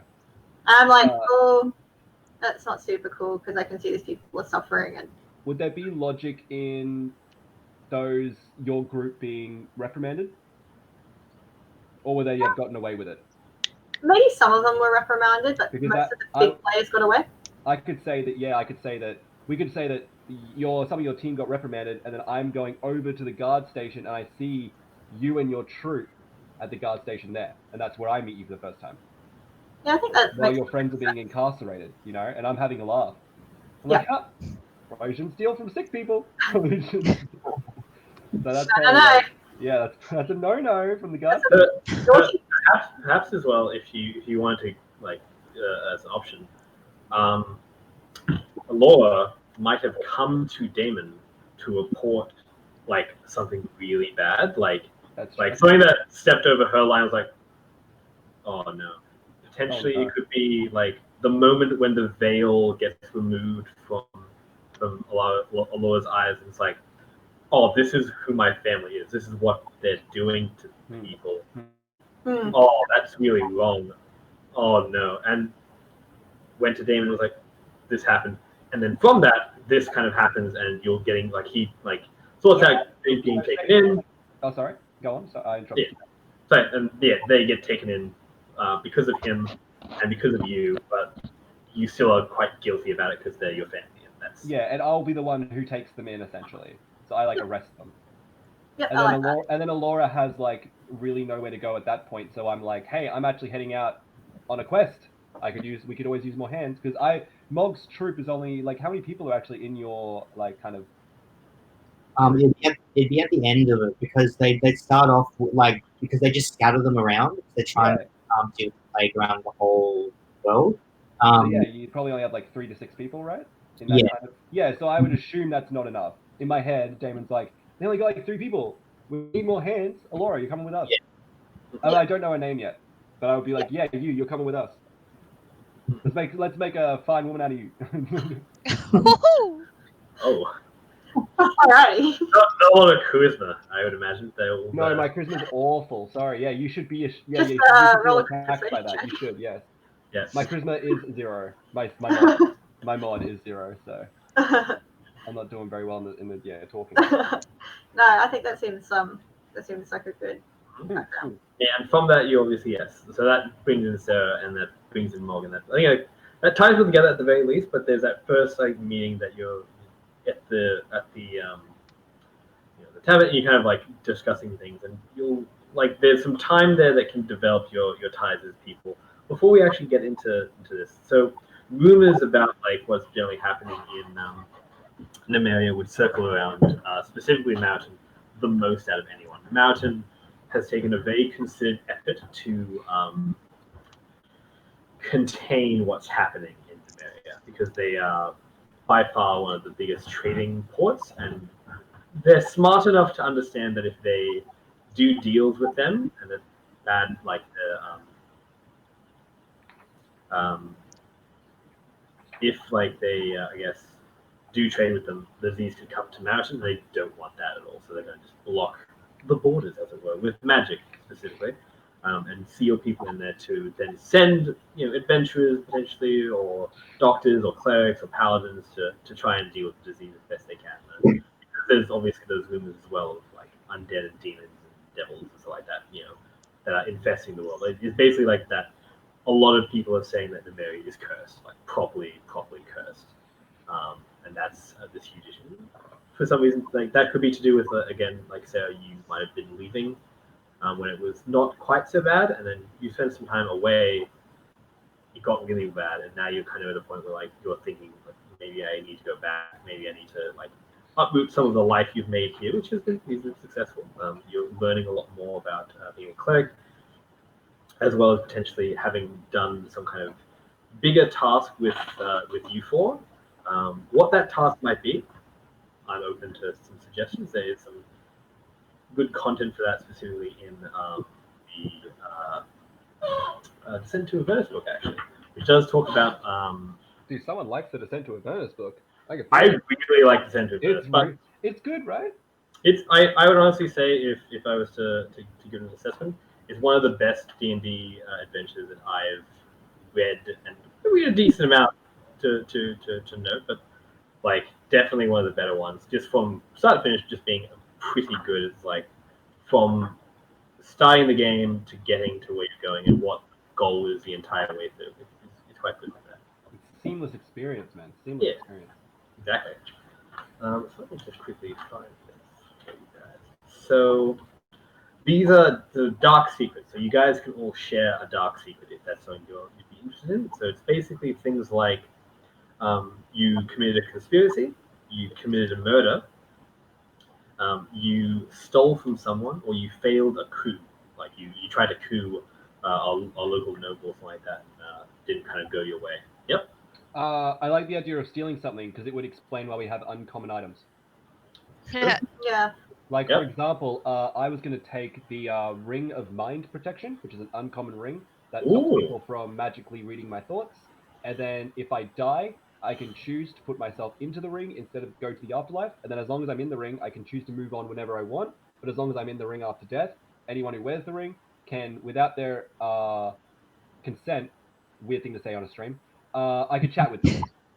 Like, they can't stop me from. There's no. It actually says on the ring they cannot. They cannot stop me from psychically talking to them. Ha. So basically, I'm gonna have this ring that I stole. So basically, I was like at the docks, and I'm dealing with some.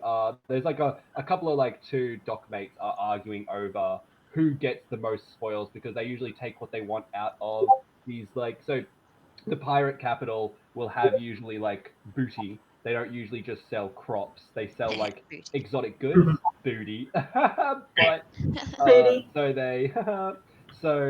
they would have nicer goods. And then in the kerfuffle, one of them dropped this nice ring, and I picked it up and put it on my finger as like this is my thing now. But I'm like, because I'm such a good guy, that really does mess with my head. As in, like, I've stolen something as simple as a little ring, but I'm like, I'm a bad person. I don't deserve to be the guard. That's basically how Damon feels. That could, I'm just saying, that's like a little bit comical from my perspective. My character is a little bit comical. I'm a lanky dude, by the way, quite a lanky dude. I think they're quite good. I think So here's a thought. So I might tie it into how you and Paige know each other. Okay. So with that kind of like, Aloria? sorry, Damon yes, and with Aloria, lawyer, Jacob? Damon and a lawyer. So with your kind of like you basically betraying your family, that's what you did. You betrayed them. Yes, yes. After they gave you everything, Lord, you sneezed in their face and like, nah. Well, sneezed into their face is not a very good analogy here because they're in a pandemic. Yeah. Or is it perfect? Yeah. Who knows? Yeah. So when you basically betrayed your kind of like your family, you know that the Prince of Cats managed to escape, and you discovered a lot more about his like actual house than you thought anyone would ever know. Basically, it's this beautiful palatial estate with a very large vault containing what you know to be magical items that he basically has stolen and purchased through this kind of family of yours and betrayed countless people in the process. Like, you get this sense that it's much deeper betrayal than you could have ever imagined, and part of that is that he might well be escaping, and that you have this small window of opportunity to basically, steal back what you might need from him to kind of get recompense for what might have been like, the betrayal that he like has laid on your family. Like, I would say that this betrayal should involve the death of some people that you care about, just for that like kind of like reasoning to kind of push forward in this particular kind of way. That's again up to you.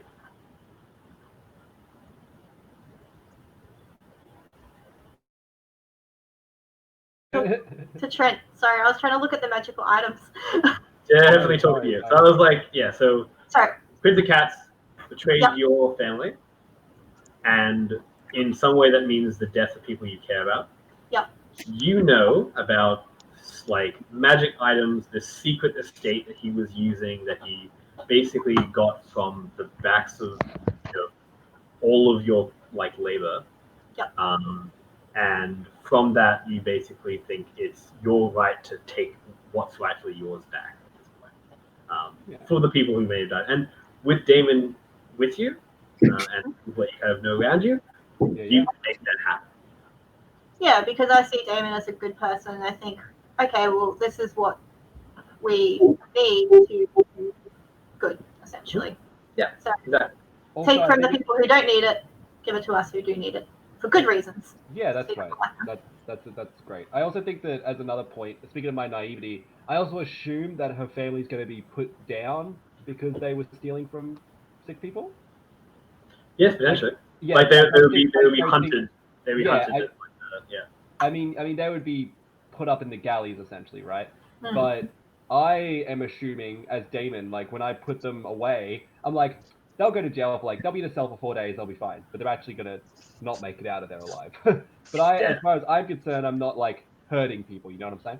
You're like, locked away. That could be part of what it means. So like basically this guy has like framed them for larger crimes, which means that they're all going to be executed for conspiracy against the ruling class or the potential king of Seraton.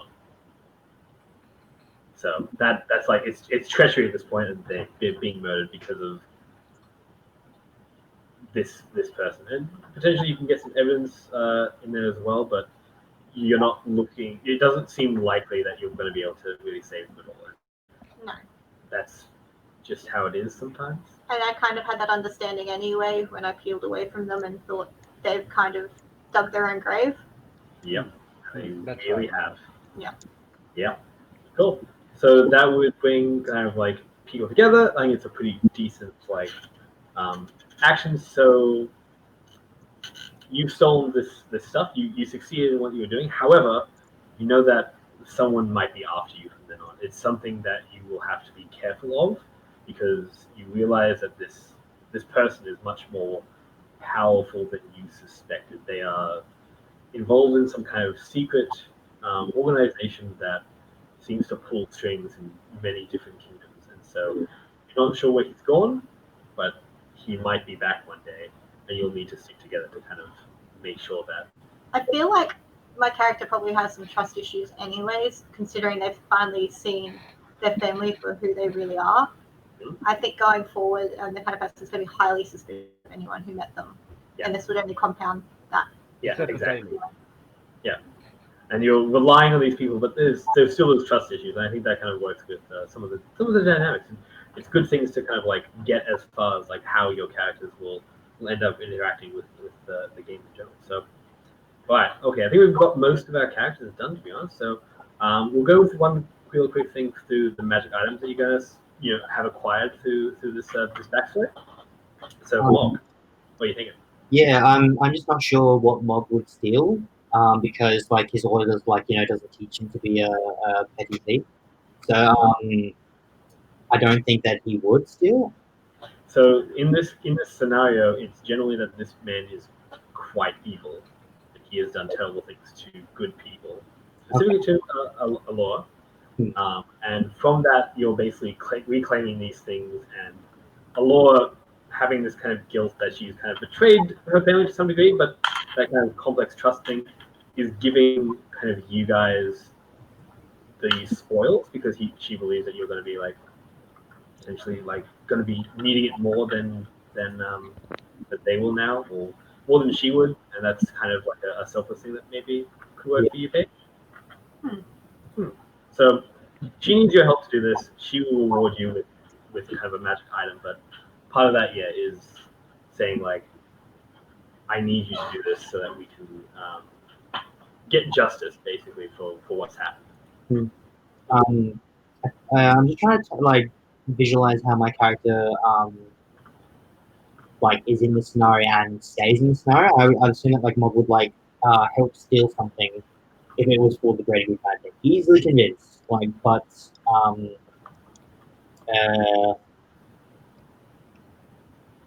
yeah, I'm just not sure how my character's tied in. Well, it could actually be Damon is the one who brings you in. So, what Yeah. do you have any thoughts, Trent? Run that by me again, sorry? Do you have any involved in this crime, basically, this conspiracy? Well, that is very hard, right? It is. Then I could have been sent like I'd like to think that the order's kind of like a trade, like in the Witcher series kind of thing. Like they're sent to towns to kind of eliminate the undead, but mostly take care of people. So that's how I'm like traveling everywhere, kind of thing. And that makes sense. All right, Sarah, you have an idea? Oh, as far as like how that item got on his person? Hmm. Since that's so out of character? Well, since you were recently near around with a bunch of little thieving scoundrels, maybe they've slipped it on your person to try and get it, conceal it. And then because they've been sent off to the galleys or whatever, you've just been left with this item that some little thief has put in your pocket. And now I'm Oh God, I'm for it. complicit. Oh. Are you trying to find who it belongs to? You're like, That's genuinely great. I'm a dirty criminal. oh no! And you can't tell anyone. Like you can't tell your squad mates because Oh no! they'll know you're a criminal now. So you've got to hold on to that. Yeah. That's good. I Okay. really like that. That was really Really good. good, yeah, that's really good. I really like that. It is so.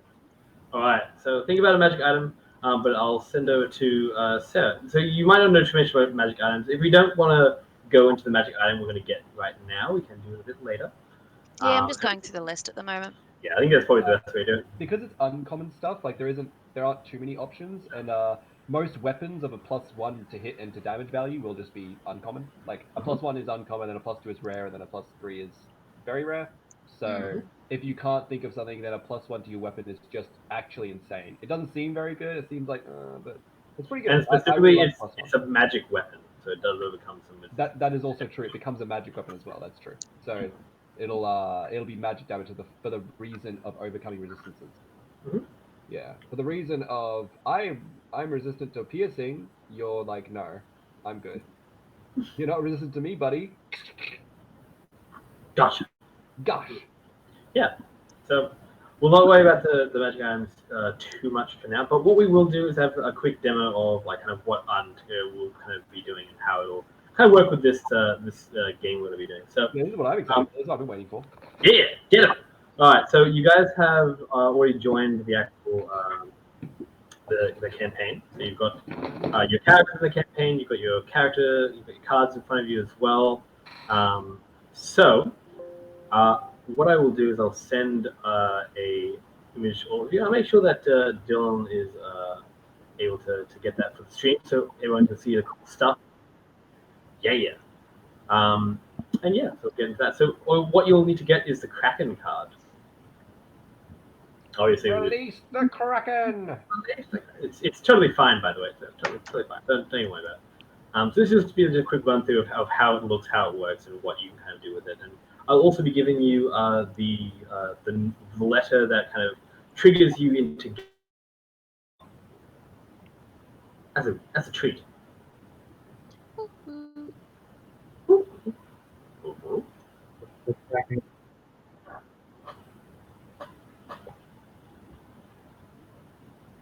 Yeah. All right. So you guys should be able to see it right now, actually. The Kraken card is second to last card. It's a nice card. Okay. Oh, yes, they are. Oh, our beautiful artist Lauren has done a fantastic job. Do appreciate her work a great deal. Sweet love. Damn! Dude, I'm not seeing any of this yet, so this is actually super insane. We're living in the world of tomorrow. Exactly. The future of role-playing games. What can you say? So this will be probably a very similar kind of the place you're seeing is a very similar kind of energy to what Marathon will look like. It's rainy. It's got like these kind of cobbled together houses, which are relatively nice. Cobblestone streets, so it's actually quite a prolific kind of neighborhood, that kind of thing. But Jacob, I don't know if I can't see anything on my card. have you any got? Hold on, I'll resend it for you. All right, how's that? Oh yeah. Okay. Yeah. Hey. Yep.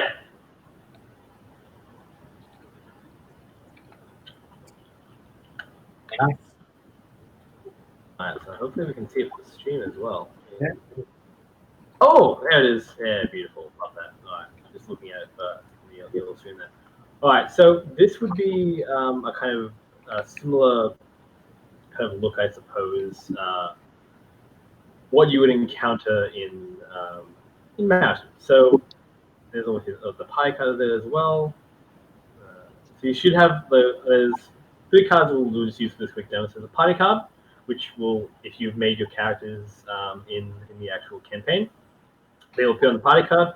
You can change their health states as well. So if you go and look at your app, see a little like human standing up and that kind of stuff, you can click on what health they're at, and it kind of shows on that party card where all the players are. So if you want to just change that, as with that as well, I can give you things like effects.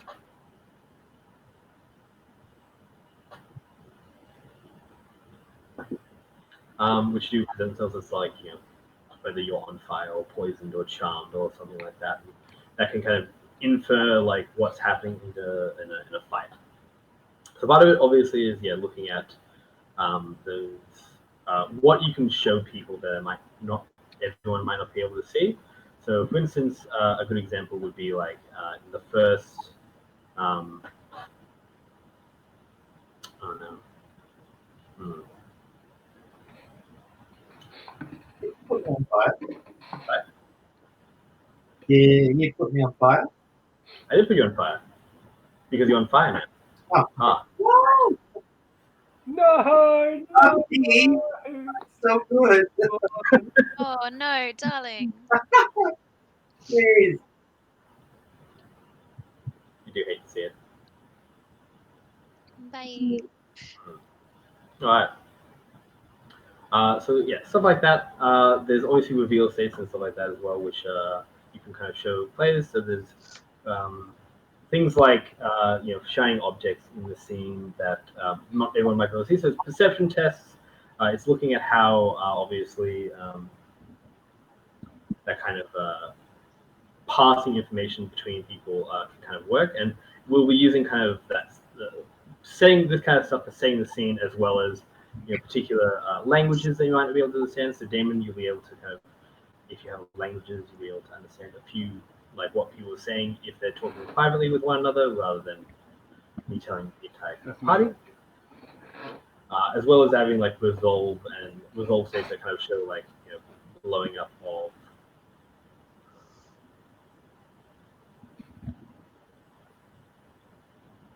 the like traps and things like that. I can't look at the stream while I'm doing it. It's slightly behind.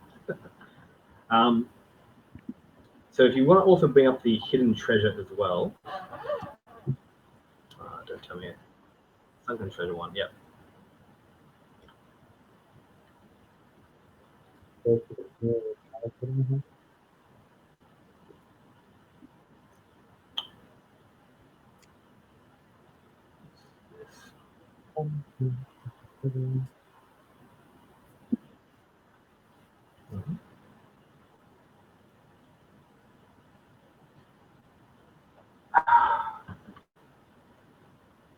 It seems like trial version is going to close.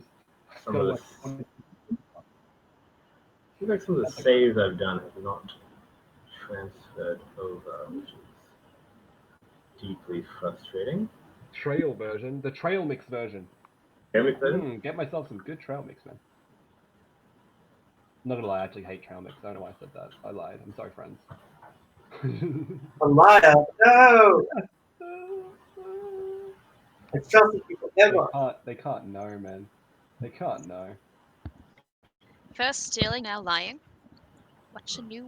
Like I'm with a Right? What is this good character? Like, It's a good guy doing good guy thing. All right. So that actually will be all we kind of need to show. At the moment, there was a kind of slight issue with some of the tech stuff. It's just a saving issue that seemed to be the version I was working on before. Fool was I. I can't see anything in the treasure. No, don't worry about the treasure. Yeah, it was typically. Hold up.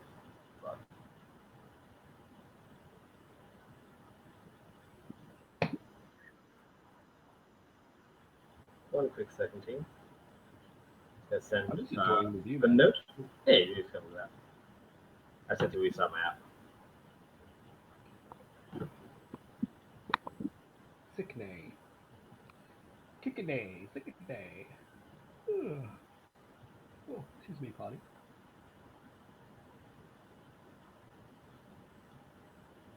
All right.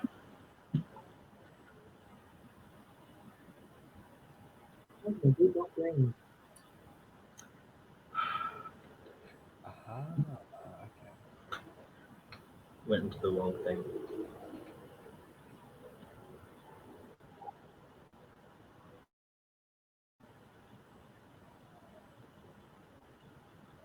Oh, no.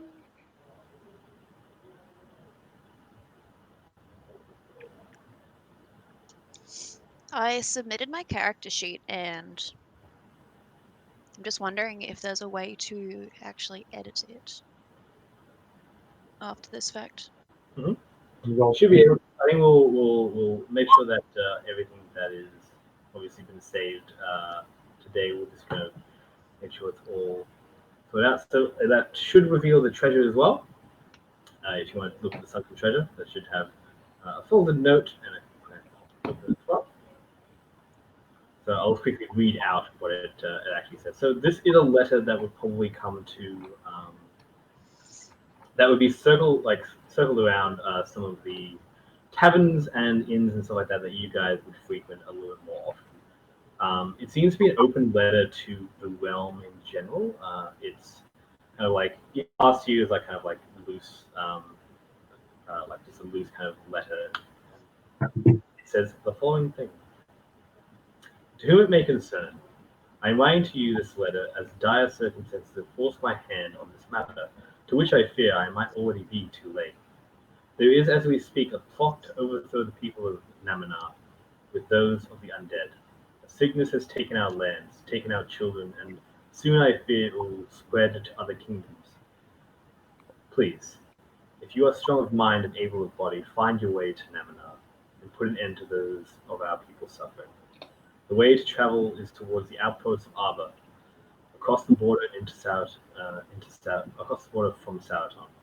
A coach service will bring you to the town of Arbor, where you will see firsthand what has become of our kingdom.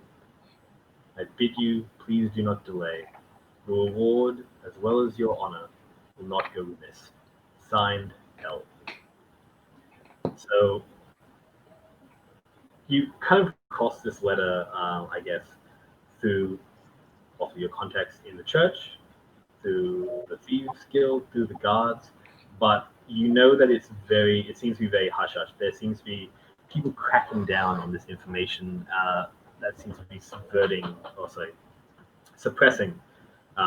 what's happening in Namina a little bit more than you might even expected. Like, Sarah, your character obviously understands that, things I know will it's cooked, but I didn't think it was this cooked. Yeah, exactly. And that's kind of for everyone as well. Like, you've heard rumors and you've not really seen too much trade going out of there anymore, but undead and demons like that. Like, there's rumors that like just fly all across the lower districts, and you're keenly aware that none of the guards are talking about this. None of the like higher nobles, or at least not openly, are talking about this. So that is kind of what triggers all of you guys into what might be the side of the game. So with that in mind, this is something your group would probably have picked up and thought to themselves, look, let's make this happen. Absolutely. Good. If you said no, I would be like, oh shit! So the entire campaign, I was like, oh, I'll think of something else. Oh, fuck that, man. That's good. We have to wait for James to put in his hours, and then we can finally get him to take leave so that we can leave the town. Yeah. Yeah, exactly. So I think that that kind of wraps up most of what I kind of wanted to get through today. I think it's only been about 2 hours of a stream, but I think that's a decent 2 hours. We'll jump into obviously the next session a little bit further along. So that will be what's that? It's currently the 17th, so that's 2 weeks from now.